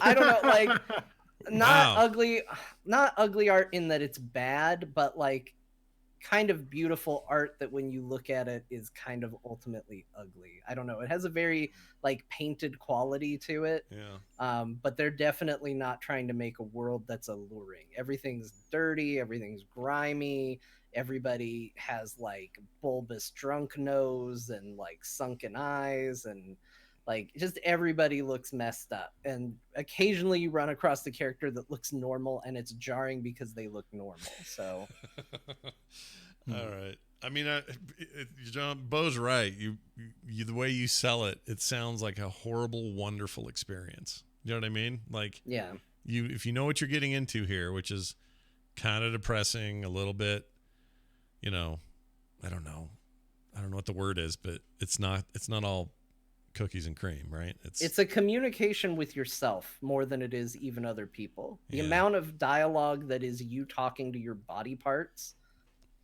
is a shocking amount. And I don't mean like you're talking to your right arm, but you're talking to like systems of your body. Like, you meet a woman who is rich and wealthy and beautiful, and your body starts rebelling against you. So you might want to tell her something, but your body's like, mm-mm. Like, I wanted to ask her for money because she was rich and I needed money. Yeah. So I was like, hey, maybe we can ask her for money. And my body was like, we can't do that. Really? And like, the reason is because your body is attracted to her and wants to present you as a good quality person. And so you have to succeed in dice rolls to convince your body to let you ask her for money. This sounds like this sounds like a Bo game. 100% a Bo game. See what I mean? Yes, there's a Bo quality there to really it. is. Basically, that nothing is easy as it should be. Well, it just feels the like impression I'm starting to get here is like, I just want to like have a Pepsi, and then it's like game over. Yeah. You got stressed out drinking the Pepsi. It's like when I was trying to get a key the other day. Like, in my head, I'm like, well, this will be easy. I'll just get a key. But it turns out I can't just get a key because Bo has a complicated way of getting keys. And like you should. They're expensive, and you'd be broke. Right. Right. Seems simple to me. Exactly. I don't get to just run over a key in the game world and pick it up like a video game. Like Bo takes that stuff to some lengths as DM, and this feels like a DM's game to me. I don't know why. Just the way John describes it. Sounds like a DM's paradise. Yeah, there's some cool stuff. I would love to watch Bo play that game. You say one appealing thing about it, which is that, and then you say this stuff that's unappealing, like I sat in a chair and died, and I'm like, this game just sounds mercilessly hard for no reason. Well, you know what I mean? It's last not... time you were like, I didn't turn on the light in the room, so I had a heart attack and died. Yeah. Well, the light thing was kind of BS, but every time that I've died, it has given me warning. It's like kind of been my own fault for not clicking the thing and saving my morale, because I've been indignant about it, and I've been like, no, I shouldn't give up being a police officer because I sat in a chair. I'm a good person. And then the game's like, no, you're not. No, you're not. Being a police dead. officer. That's so amazing. I had the opportunity to pull myself out of there, but it does also give you an interesting thing where, you know, so you go into that situation with the guy and he says, please have a seat. And you go, no, I prefer to stand, because you know that chair is a bunch of crap. And he's like, well, come on now. I insist, have a seat. And you're like, well, I insist. I'm not going to sit down. And he goes, very well, I respect a person who stands by their morals, but I don't respect somebody who won't look me in the eye. And he supposedly can't get up. Like, he's a really big guy. Yeah. And he's like, if you won't look at me while I talk to you, then we have nothing to discuss. So now you have to decide if you're going to sit in the crappy chair and talk to him or walk away. Can you shoot And him? I hate everybody in this game. These people you're describing are awful people. no, because you lost your gun, Bo. Because Oh. in your drunken But you're a cop. Can I? rage, What does it cops do? Unnecessary roughness. What's the thing they do that That's they're not football. supposed to? Football's Like, unnecessary. rough somebody roughness. up for Rough no somebody reason? up. Yeah. What's the thing? Police brutality. That's Oh, it. Can you do police brutality? not really, because people just kind of don't respect you in this world. Well, that's what you need the brutality for. That's how it works in the real life. They're like, I need some respect. Boom, and they hit the suspect. No, can't do Yeah, that. you don't have a baton. You got nothing. That game's got an overwhelmingly positive review on Steam. Clearly, people like it. So I think you guys should try it. I think Bo should stream it. I would watch. I would watch Bo All right. stream it. Oh my gosh. All right, I'll stream it. Okay. Last thing, real quick, because I only have good things to say about it. I got Dicey Dungeons today because it's on sale. Oh, I and love my that gosh, game. that game is just a joy and a pleasure. It is a wonderful game. I love that game. I'm so glad you picked it up. I've had it for quite a while and I always forget to bring it up, but it's like one of these, Slay the Spire style things, although in this case it's dice mixed with cards. And it's this cutesy style and everything. But isn't that a cool game? Like I could play that all night. I love that game. Yeah, I was almost late to the show just because I was going through a dungeon and having so much fun with it, and almost didn't make it. I'm trying the Thief now. Oh, the Thief's the hard. Thief dice. Yeah. So The Thief is hard. I found. I had a hard time with the Thief. yeah, because it's all just like low damage. It's frequent low damage, but there's some cool things you can do, like dividing your dice, and they'll let you divide a 1, so you end up with just 2 1s. And Yeah. Is this just Slay the Spire but with dice? I mean, Kinda. there's similarities, but everything is like a D6, and then cards that modify the D6 rolls in some way. right. Okay. And it's just combat with creatures, and then you unlock new items and stuff like that. If you're the warrior, you can re-roll a couple of times. You have cards for that. You can decide which cards to re-roll or which dice to re-roll. If you have a card that's exactly 3, there's a card that will do awesome damage if you have a 3. But if you roll a 4 or a 2, it won't work. It's a combination of things, but it's a really fresh, interesting take on that whole roguelike deck buildy kind of thing. It's very cool. I like that game. And I like the art a lot. Yeah, the It art's has a good cool. look to it. I wasn't sure I was gonna like it because it's very it's extremely cartoony, right? Like just way the other direction, and I didn't know if I was gonna like it, but I really like it. It's cool. It's kind of chalky and I don't know, something about it, but it's very good. It's challenging. It's not easy. But you have, the random pathing and like, okay, well, I'm going to go do this. And then I'll talk to the store owner, buy some cards I didn't have before. I got some gold now. A lot of those same trappings that you would see in Slay the Spire or things like it, but it's definitely its own thing. Oh, this is the guy that did VVVVVVVV. Yeah, yeah. And somebody That game else. was awesome. That game was good. It's somebody else, too, that was in on it that was also famous for another indie thing, and I forgot what it was. It's very good, though. I'm with John here. My vote is with John on that. Oh, well, this guy's CV is like, it sells itself. I guess I should pick this up. You should I probably didn't get it. realize it was this Terry Kavanaugh guy. You can get sucked way in. It's very good. I like it a lot. Well, good. Bo, tell us about your obsession with Black Desert Online as it continues. Oh, where to begin? Are you an expert on Korean MMOs now? You know everything there is to Well, know? I don't know about Korean MMOs, but I know a lot now. I know a lot that I didn't know before the Christmas holiday. In the last 2 weeks, it says here I've logged 88 hours in the game. Oh, my gosh. Wow. Wow. That's what it says here. I've been playing a ton. This is basically what happened with you with Call of Duty happened to me with the Korean MMO. I realized I haven't been playing World of Warcraft or any MMOs in a very long time. And for some reason, this game is just what's clicked. I know I'm supposed to try ESO and all kinds of stuff, but this is the game that did it for me, Scott. Mm.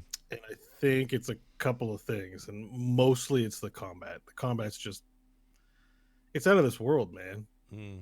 Like, it's so much fun to play, combo based, no hot bar key kind of MMO game. It's just fun. It's just, Black Desert Online does a lot of things horribly wrong. There's a loot box in there that costs $20. Like, there are some, like, if you can imagine the worst examples of the worst practices in gaming, it's in this game. There are grindy ass quests.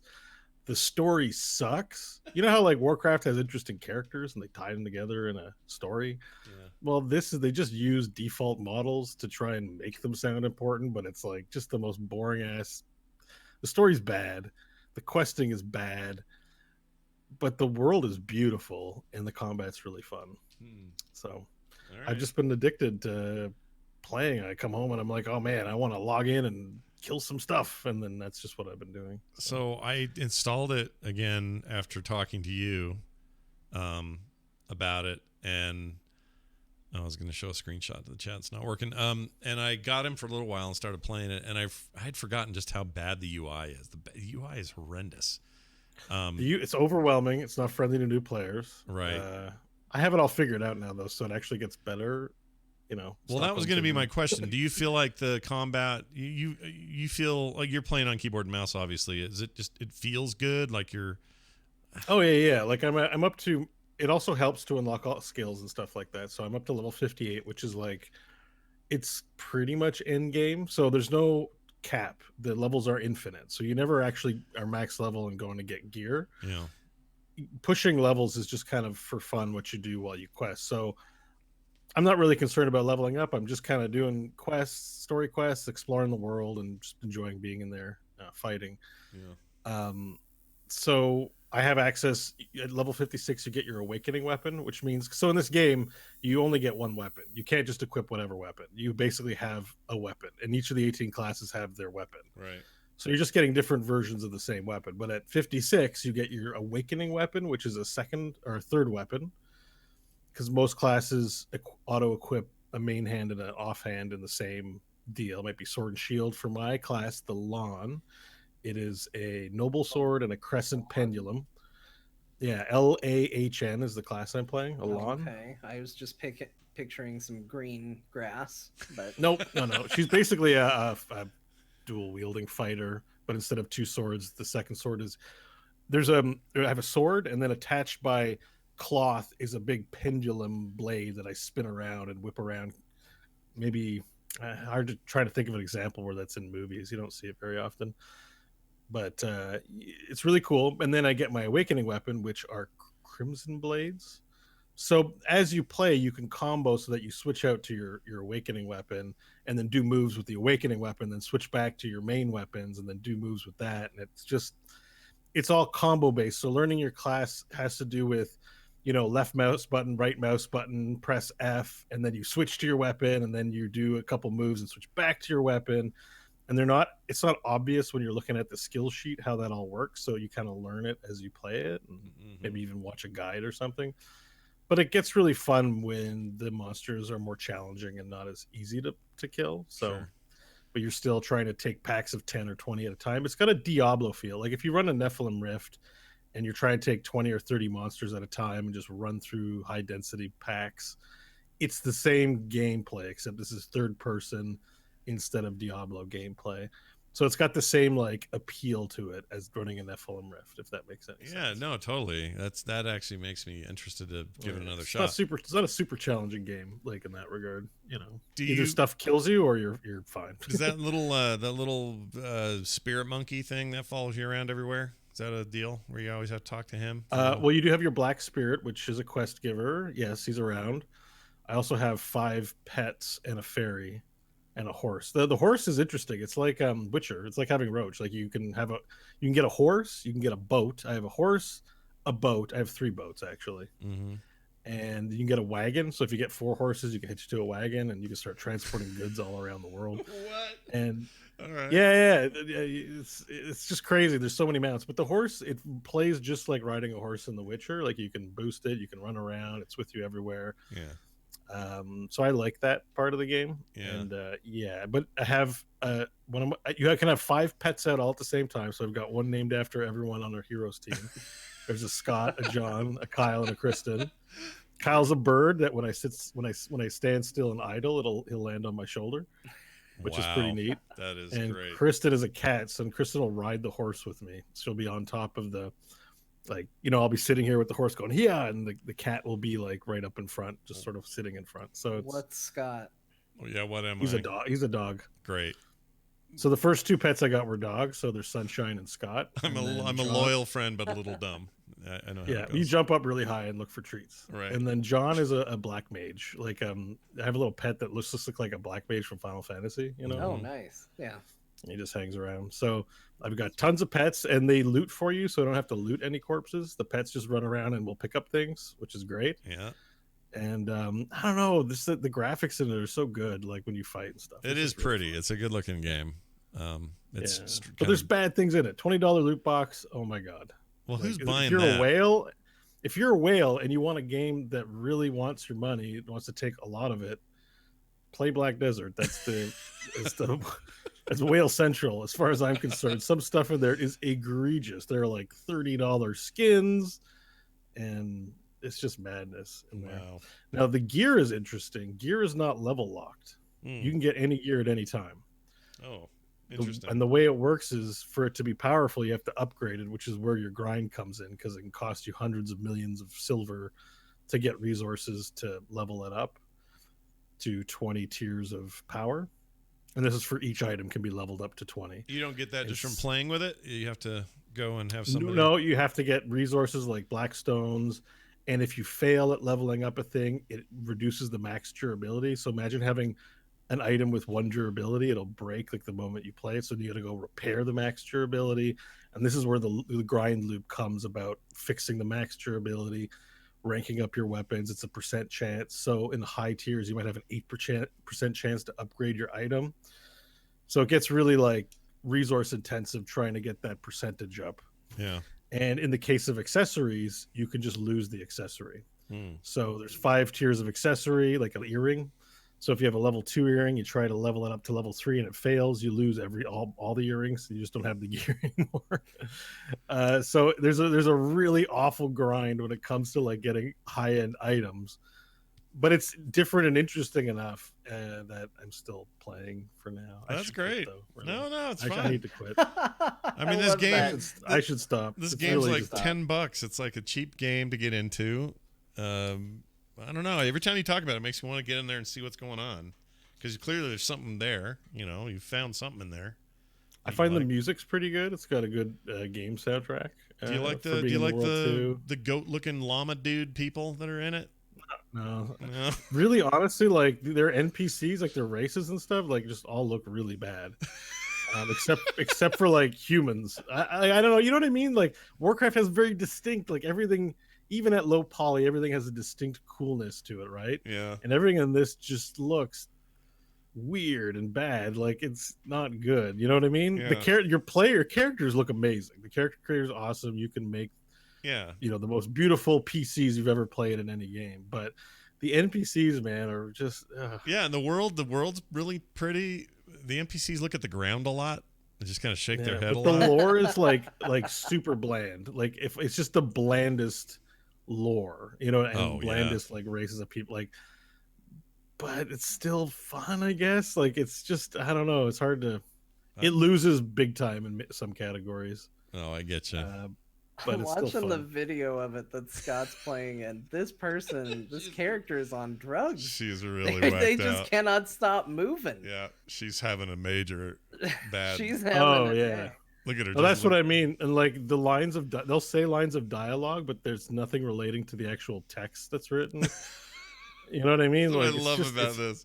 These bad Korean MMOs. You know, I have an obsession with these, so I need to get back in there and check it out. It's like overall, like it's fun. It's just my big criticism is I just want to fight, and there's a lot of obstacles getting between you and getting to fighting sometimes. Like this game loves quests. It'll be a quest to go talk to one NPC, and then to a second, and then to a third, and to the fourth. Then I can finally do something relating to combat. You know? Oh, it makes you want to talk to multiple chain of people before they let you fight. Yeah, and you'll get into a town, and there'll be like 2 combat quests to kill things, and like 50 life skill quests. So like go chop wood, cook dog food. Like there's all these quests that are gathering skills, and I'm like, you can shut them off, but they're annoying. Yeah. And if you don't know to do that, you'll be in the town for like 5 hours trying to clear out quests that have nothing to do with anything fun. So it's a mixed bag ultimately. Well, I want to watch you play it. You should stream that too. Yep. Oh, That and I can't Disco stream it. Elysium. Yeah. I'll stream Disco Elysium, but I don't think I can stream Black Desert. So this game is so resource intensive. I play on medium and can just eke out 60 frames. Oh wow. Like that's then I even play on the remastered mode, which is way beautifuler, but it won't run on my system. It is such. This is like a tech demo, I think, when it comes to graphics and processing and stuff. You can push it to really high levels. Yeah, I have to.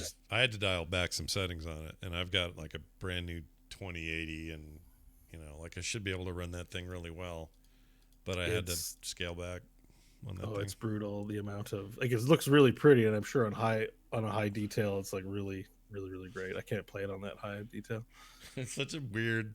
Some of these NPCs. There's another one. I'm not showing her right now, but it's this lady, and she's just going. It's just talking to you. It's like somebody told them, hey, people move when they're talking. Like there's a natural movement. They don't just idle and talk to you.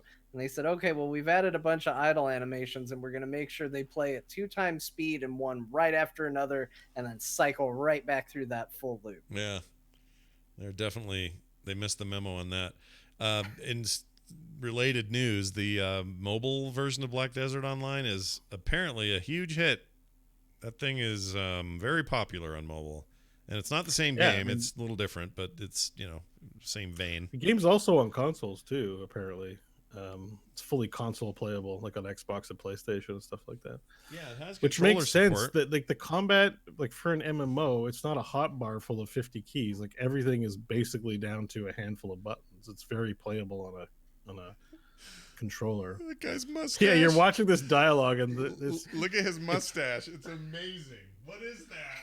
It's like he laid his head on a student's homework and got all the graphite stuck to his face. It's a 5 o'clock shadow. Oh, no, it horrendous. isn't. It's a smudge. It's a smudge on both sides. I think that's Cliff you're showing. You know his name? You know this guy? Yeah, that guy. I think you're gonna go gaga over Cliff. Cliff's lore, real good. Yeah, good stuff. No. I think he's Jarrett's dad, which is another NPC. Look at his potato guardsman guy in the back there. Yeah, is he chewing gum? What's the guy in the background doing? He's wiping his brow and then just talking to nobody, basically. That's amazing. Yep, just another day of being a god. Which is great because when in that room, I remember that room, that NPC is doing nothing. Like in the game world, he'll just be standing there idling, right? Yeah. But then in the cutscene, he's like a background actor. You know what I mean? Like an extra in a movie, just going blah blah blah blah blah blah blah. I just like to think he's being a yes man to the main quest giver. Like the quest giver's like, no, I'm gonna need you to go into town. That's right, you're gonna want to go into town. You're going to need to kill some wolves when you get there. Yeah, you're gonna kill those wolves dead. I love that idea too. Just a hype man for the quest giver.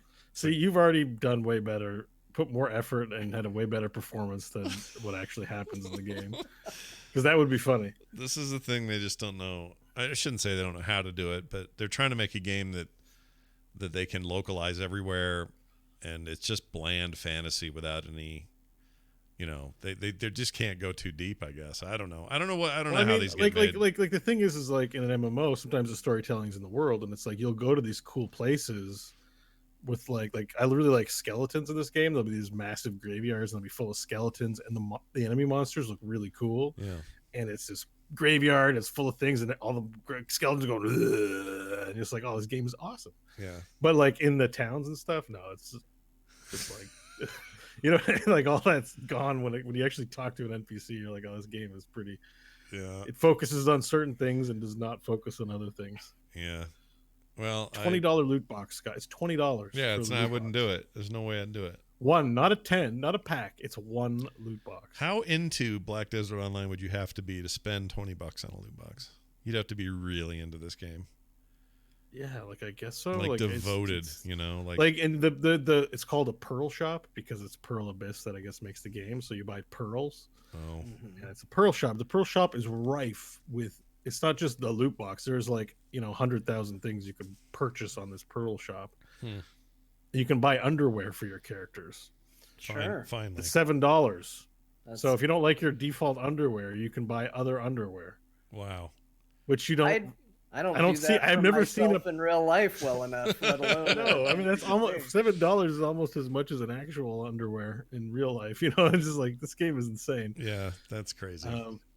And it's not like they've got one alternate set of underwear. I've looked at it, so I've done my research on this, guys. There's like 10 different underwear options, and some of the underwear options have a couple of different options for the underwear. There's a lot of underwear in this game. What sort of options? Well, you get What's like a underwear feature? so there's like zebra like patterns, I guess, and then there's like a piratey one, and you know there's like you have different types of bras. I'm playing girls, so some you have ones that are just like push-ups, Yeah. and then you have one that are like, I guess, I don't know. I'm out of my depth here. you have some with no back, so that if you're wearing an outfit, I guess with no back, it doesn't show that there's like a bra thing. Or you can get like default tidy whiteys, or not default. You can just get these weird looking dumpy underwear too, if that's your thing. I don't know. You started to actually get me as soon as you got into like aesthetic, because the transmog fan in me, as soon as you said like, well, yeah, if your back's exposed, you're not going to want to see a bra back there. And I was like, that's true. I might have to buy this bra. Yeah. That's a good point. Yeah, no, you're I don't even speaking play the John's game. language. It's already taking advantage of me. But it's like real life too. I mean, this is how bra science works in real life. Or, you know, if you're wearing something that has a revealing part, but your bra is a default bra that would just show, you'll want to get some sort of functionally different bra. Do they call it a default bra? I've never heard that before. The default bra. There's a default bra, default? right? Like a default bra is like a Playtex, just has two straps over here, goes in the back. Yeah. But then you get these funky ones that just are in the front, and they somehow stay up, and I don't know how. I don't wear these, so I don't know how they work. Well, the women in the audience could tell me, do the ones that there have these ones that just are cups underneath and they just sit there somehow? Yeah. How does that work? Force. The force. How do those work? I don't get it. Like you're looking for the support. I get that. But they're not strapped to anything. Are they glued? Are they glued? The best part is there? watching Scott look down and try and figure this out in real life. I mean, you can't Audio listeners are only getting half the story as Scott's like looking down and lifting. Yeah, I am. I totally am. So wait, the chat room says glue. Says Aurora for real. That's really, they use glue? Well, Kim's never worn that, I don't think. So I couldn't. Well, I guess I could ask her. Yeah, but you can get bras without the strap, so it does go around the back, for example. But if someone's wearing like if a girl is wearing, well, anyone really, I suppose. Yeah. If you're wearing like a shoulder, you know, like a shoulder that's down that shows the shoulder, but you don't want to see bra straps, and you get one without bra straps. Yeah. So to me, a default bra is one with the bra straps. That, you know, is the standard Playtex deal, I suppose. Standard ass bra, sure. Yeah. Okay. Anyways, in Black Desert Online, there's lots of options to purchase underwear. So, you know, that's what I mean. And it's like, you don't see it. Yeah. Like, I don't see like other players in the game world running around in their underwear. They're wearing clothes most of the time, you know, like armor sets and things like that. So, like, how big is the world? How big is this world? Could you go like very far? And is there housing? It's misleadingly big. So it's basically, it's only like a couple of not continents, but zones. Mm-hmm. And they can almost feel small, but it's actually pretty big. Okay. The cool part about Black Desert, which I finally got to, is the desert itself, which is huge. And when you're in the desert, you can't use your map anymore to navigate. So in an MMO, you usually look at your map, you see where you are, you can find NPCs. Once you're in the desert, you're boned. You don't know where you are in that damn desert. And that's the cool part of the game, is it's just this endless dunes of desert. And I love that part. And you're on your camel. And I'm like, man, I hope I'm heading in the right direction. I don't know where I'm going to be. That is super cool to me, because that was one of my favorite things back in the day with EverQuest when it first came out, is there wasn't a map. And there was no, you know, online information was a little harder to come by. So if you wanted to go from Freeport to Kenos or Kenos to Freeport, you had to find somebody who had done that run before, and they tell you, okay, you're going to go straight out of this zone. You're going to go into this zone. You're going to want to keep the water to the right of you. If you wanted like a compass just to know, like, you would either have to watch the sun move, which took a while, or there was a trick where you could throw a sword on the ground and the blade would always point north. Yeah. Like, you were doing weird stuff in that game to try and find and navigate your way. And it was super cool back in the day to try and do that. And then, of course, you know, because that's a hassle, that stuff all went away. They had maps, they added teleporting. You didn't have to do that run. But anybody who played original EverQuest probably did the Freeport to Kinos run and knows what a blast that was, because you go through some dangerous zones, you go through some places that are more dangerous at night, places where if you step off the road you're most likely going to get attacked and killed. Like, there's some neat stuff in that game that sounds like it comes right out of a fantasy story, and is a cool world to play in. And that was all because it didn't have things like a map. It didn't have quality of life at all. It was just run your 4 polygons across the 50 zones and load in, load out about 20 times, and you'll get there eventually. Yeah. Well, the desert's cool like that. I imagine later on maybe it'll be more revealed or something like that. But it took a long time to get to that cool part of the game. Let me tell you, I just got there. Yeah. And I'm under geared for it still. Yeah. Luke in the chat, I think you might be thinking of EverQuest 2. We're talking about EverQuest 1, which preceded WoW for many, many years. A long time. What, 97 was it? I think that's right. Like that. Yeah, it was like 97 through... Oh, geez. Well, I mean, WoW was 2004, so they beat him to market by... I mean, didn't beat him to market. They were the first 3D MMO. There was also Ultima Online, which was a whole nother bag of cheese, but that was a different thing. It was a movie that got me into MMOs. What was it? The 13th Warrior. Oh, interesting. Antonio Banderas. Yeah, I know that. I watched that right after I had watched, I think it was some like X-Play, or it might have even been GameSpot TV back at the time. I don't know.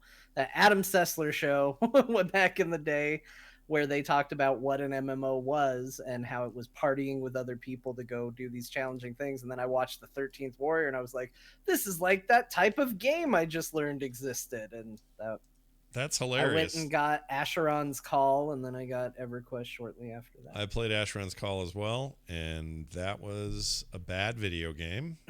Yes, it was. You know what's cool, though. You know what's worse than Asheron's Call was Asheron's Call 2. Yeah, bad game. I played that one as well. It got canceled before Asheron's Call 1 got canceled. That's crazy. Yes. All right. Oh, I also played a lot of what was the other one that was big for a while? Didn't you say you played Dark Age of Camelot? Dark Age of Camelot, yes. A crap ton of Dark Age of Camelot. I love that game. I was an earthbender guy. What were they called? Earth. He was a wizard that did earth stuff. So it was all like... I can't remember the name of it, but he was someone in the chat will remember. But that guy spent all day just like making giant stones to throw at things, or putting clay around himself to protect himself from hits. Like, it was a cool... It was a dirt wizard. It's something like that. I remember that game had really good cape technology at the time. It probably, if I looked at it now, I'd go, oh my gosh, this is terrible. But I remember when I first played Dark Age of Camelot, I was like, look at the capes. Yeah. The capes, they're so good. Yeah, it had its moments. It had its stuff and its strengths. Some of it was graphical at the time, although you're right, now it's kind of laughable. But where it really innovated was PvP. Everything else in the world was super grindy. You just sat around and killed the same mobs thousands of times over. It was stupid.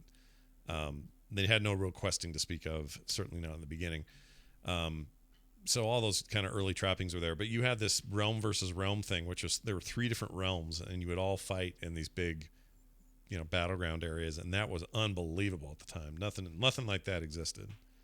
But anyway, a lethargist. I may have just got it. It may have just popped in my head. Hold on. Classes. A lethargist? Is it lethargist? Sounds like somebody that just lays around. Oh, I'm going to find it now. Now I'm annoyed. I'm going to find Lethargy magic. Okay, races. Really, I can conjure a couch. Because you had Midgard, Hibernia, and Albion. Albion were basically the Britons and the elves. Hibernia was like the Irish and the Druid types.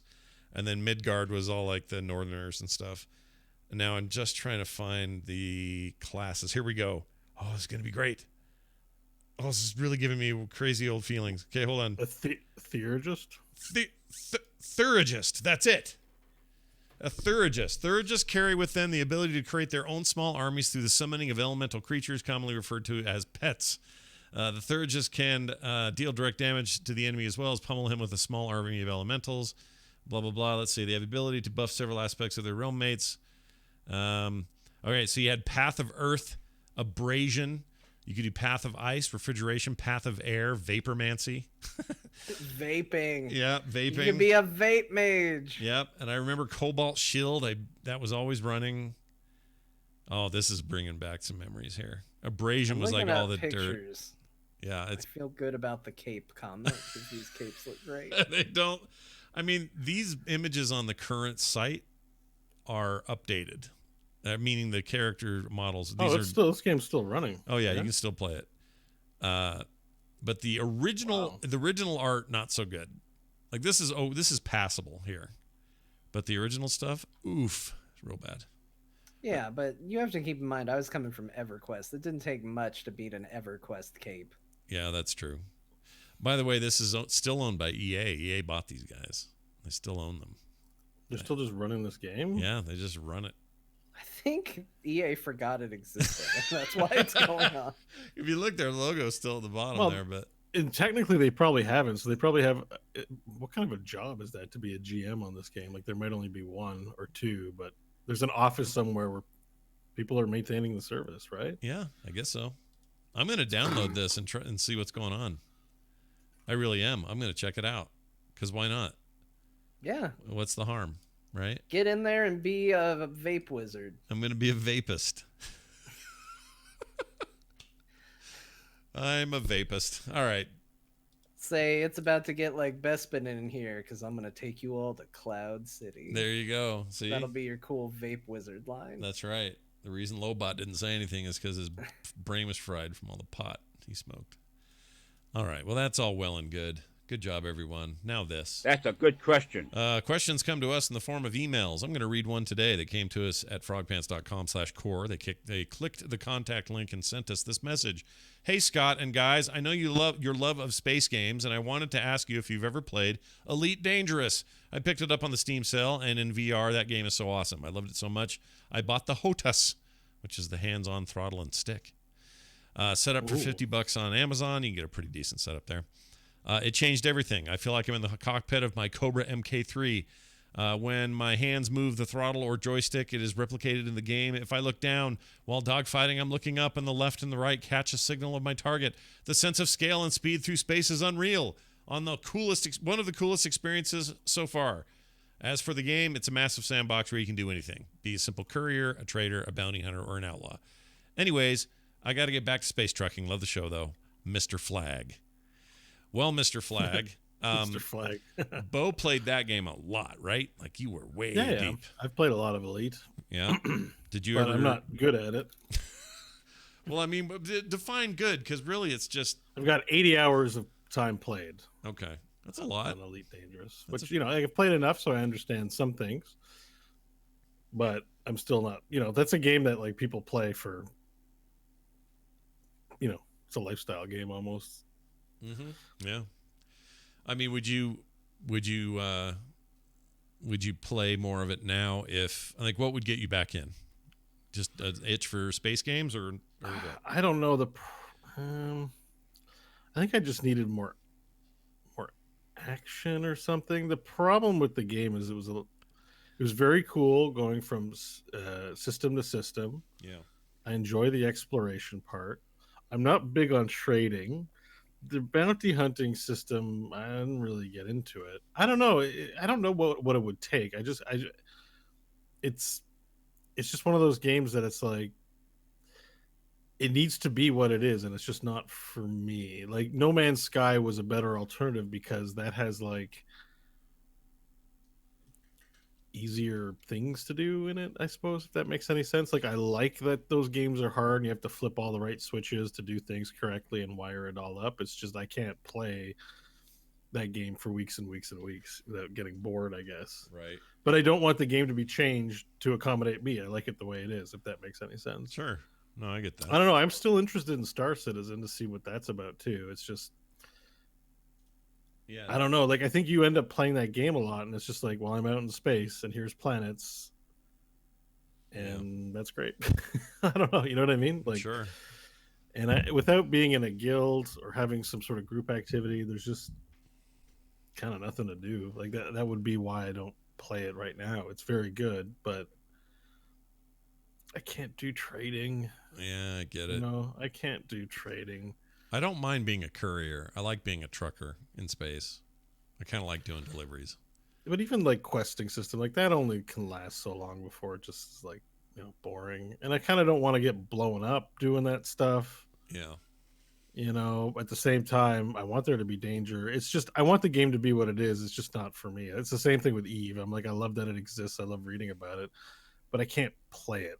Yeah. You know what I mean? Yeah, I'm kind of the same. What I need is a sandbox space game. Whoever cracks this nut is going to make billions of dollars. They need to figure out a way to make one of these games where the questing and the stuff to do is procedurally generated and made on the fly, but is good. You know what I mean? Like it can't be the same kind of quests every time. It can't be 1,000 of, we need some ore in this sector by noon over and over and over. It has to be something more dynamic. I don't know what it is. It's got to be a big advance in technology or something. But when someone figures that out and it becomes that infinite and that big, oh man, I'll never leave. I'll just spend Elite all Dangerous is very good though. It's very good for what it is. If you need a space sim in your life, that's the ticket. For those wondering what we're watching on screen right now, this is Anarchy Online, which also is apparently still running. Wow. Yeah. Anarchy Online. I played a little of that. It's still running. I played that too, and yes, it is still running. What is going on there? I may fire up a couple of these dumb old MMOs and just He's just like, see what's what going if on. fire shot into the air? Yeah, this guy's got a buff on him that's just flames. Badly animated, horribly rendered flames that are just burning constantly on his arms. This would be so distracting. Why would you do this to yourself? Oh, I couldn't do it. I played this game a lot. Played it at launch. It was the reincarnator. Yeah. It was cool for its time, but it also broke a lot and was kind of a piece of crap. But I like that you had to buy life insurance for your body or something like that. Oh, right. They had housing, though. They had apartments. They had all kinds of stuff at launch. That was a weird game. Yeah. Thanks for that email. One more quick email. This is from Andrew Demon Brown.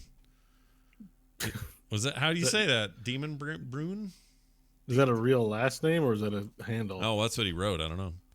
Well, anyway, he says this. He cleaned out his car the other day. This is for our show. He says, I was cleaning out my CD case in the car a few days ago and found an old CD titled The Instance. I remember having to download episodes and burn them to a CD so that I could listen to them on my long high school bus ride. Listening to you talk about the struggles of leveling through Stranglethorn Vale always lightened my mood, though a not so bright time of my life. Even though I don't play WoW anymore, I get super stoked every time I see a new episode of Core pop into my feed. So I just wanted to say thanks for all the laughs throughout the 10 years of listening. Also, the morning stream is decent too. Thanks, man. He says it always puts me to sleep, and I try to figure out why I kept waking up to music when I was listening to a podcast. Anyway, thanks, Andrew Demon Brown.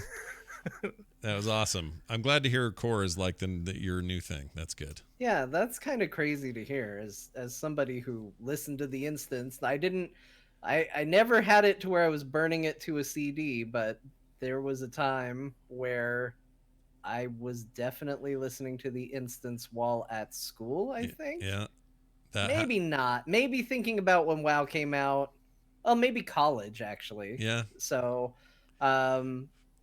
yeah, it's definitely a memory I have. It's weird to think that we're fulfilling a similar role for people, and kind of cool and a little humbling to think about at the same time. That's very cool. Yeah, it's also weird to think that my when he was listening in the school bus, my son was 6, and now he's 19.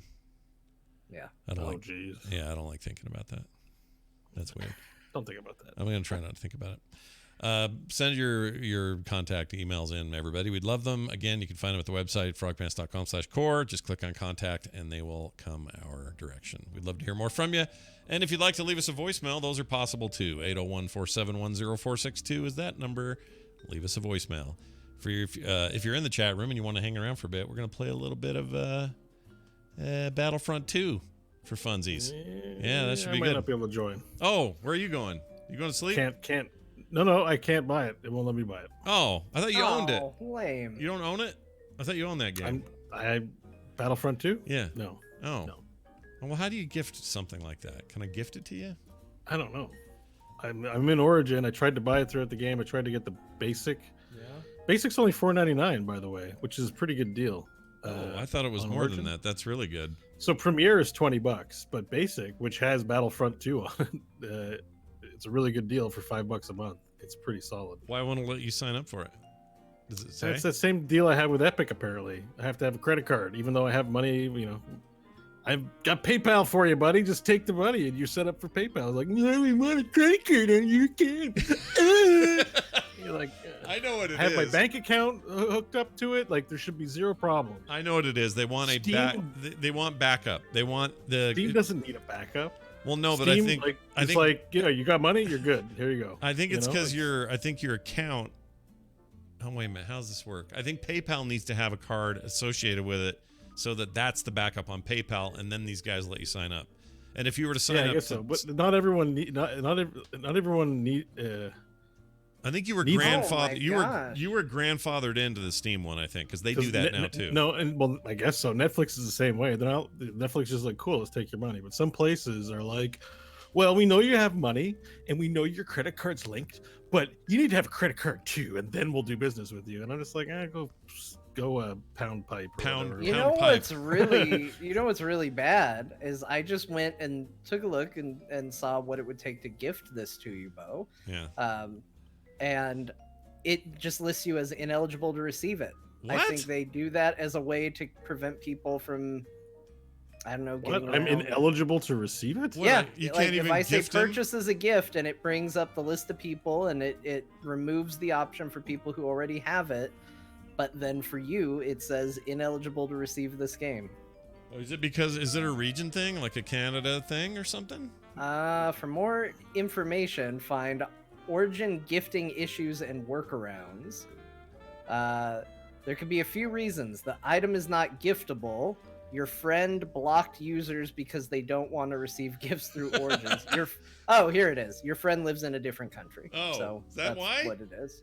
But I can gift both things from Steam, no problem. Yeah, this is why people like Steam and want Epic and all that stuff to go fly a kite when it comes to their stuff, because Steam actually works. Well, I think Sorry, rest of all you other competitive businesses, but keep up, and then we'll say nice things about your. I can gift from Epic to you, I think. But Battlegrounds 2 or Battlefront 2 is not on there. Yeah. No, it's on Origin. I mean, it's the place to go. Yeah. And it's not like it's $5, dude. Well, when I you just have to give them $5 to get basic, and they're like, well, and we see the money in your PayPal account, but it'd be really great if you had a credit card, just cause for fun. So hold on a second. Like, what? Can you It's not? not like I'm giving them $1,000. And they want to make sure it's not ripped off. It's like $5. Yeah. No, that's Like I agree. I bought a pack of chocolates for $5. This is not good for me. It's trash. It's sitting here at my desk. Yeah. I didn't need a credit card to buy a pack of chocolates for $5. I don't know why I needed to get video games. Okay, well here's my question to sort of round this out. When we briefly played Anthem, they let you sign up then, right? Yeah, I had a card then. I had a prepaid card, but like it expired, and I'm just like, I don't need it. Like I had some problems with credit cards in my 20s. I did get one temporarily to solve problems like this, but when it expired, I'm like, I don't really want to renew my card. It's kind of a pain. Yeah. Like it shouldn't be a requirement to have a credit card. Some of us I don't agree. like having credit cards because we're not great with credit cards. I agree. Yeah. Yeah. No, You shouldn't be penalized for trying to be responsible. Yeah. Well, you know who's in charge? Jill. That's why Jill's in charge. It's Jill's fault. All right. Well, I guess we're not doing that. So we won't be doing that, but we're going to figure this out so that someday soon we can play this game together and we'll stream it to you guys when we do. Anyway, thanks for joining us. Thanks for hanging out with us. It's been a great show. Thanks for listening to my rant at the end. Support us. Extra 20 minutes. Support us on Patreon because that's how we actually get some money to Bo in his PayPal account that no one will let him use because they think he needs a credit card. But anyway, yeah. Sorry, Oh man, he exploded right at the end of the show. I muted when I laughed, and then when I started coughing, I unmuted for some stupid reason. I've done that before. I once unmuted to sneeze on a mic. It was the dumbest thing ever. Awesome. But anyway, so go check that out. That's at patreon.com/core show. If you want to support us and help us out, that'd be awesome. We appreciate everybody who already does. We have a bonus show that we do every week as well. If you want to get it, that's how you get it. It's the only way to get it. Over there at patreon.com/core show. That's going to do it for us, for me, for Bo, for John. We'll see you guys next time.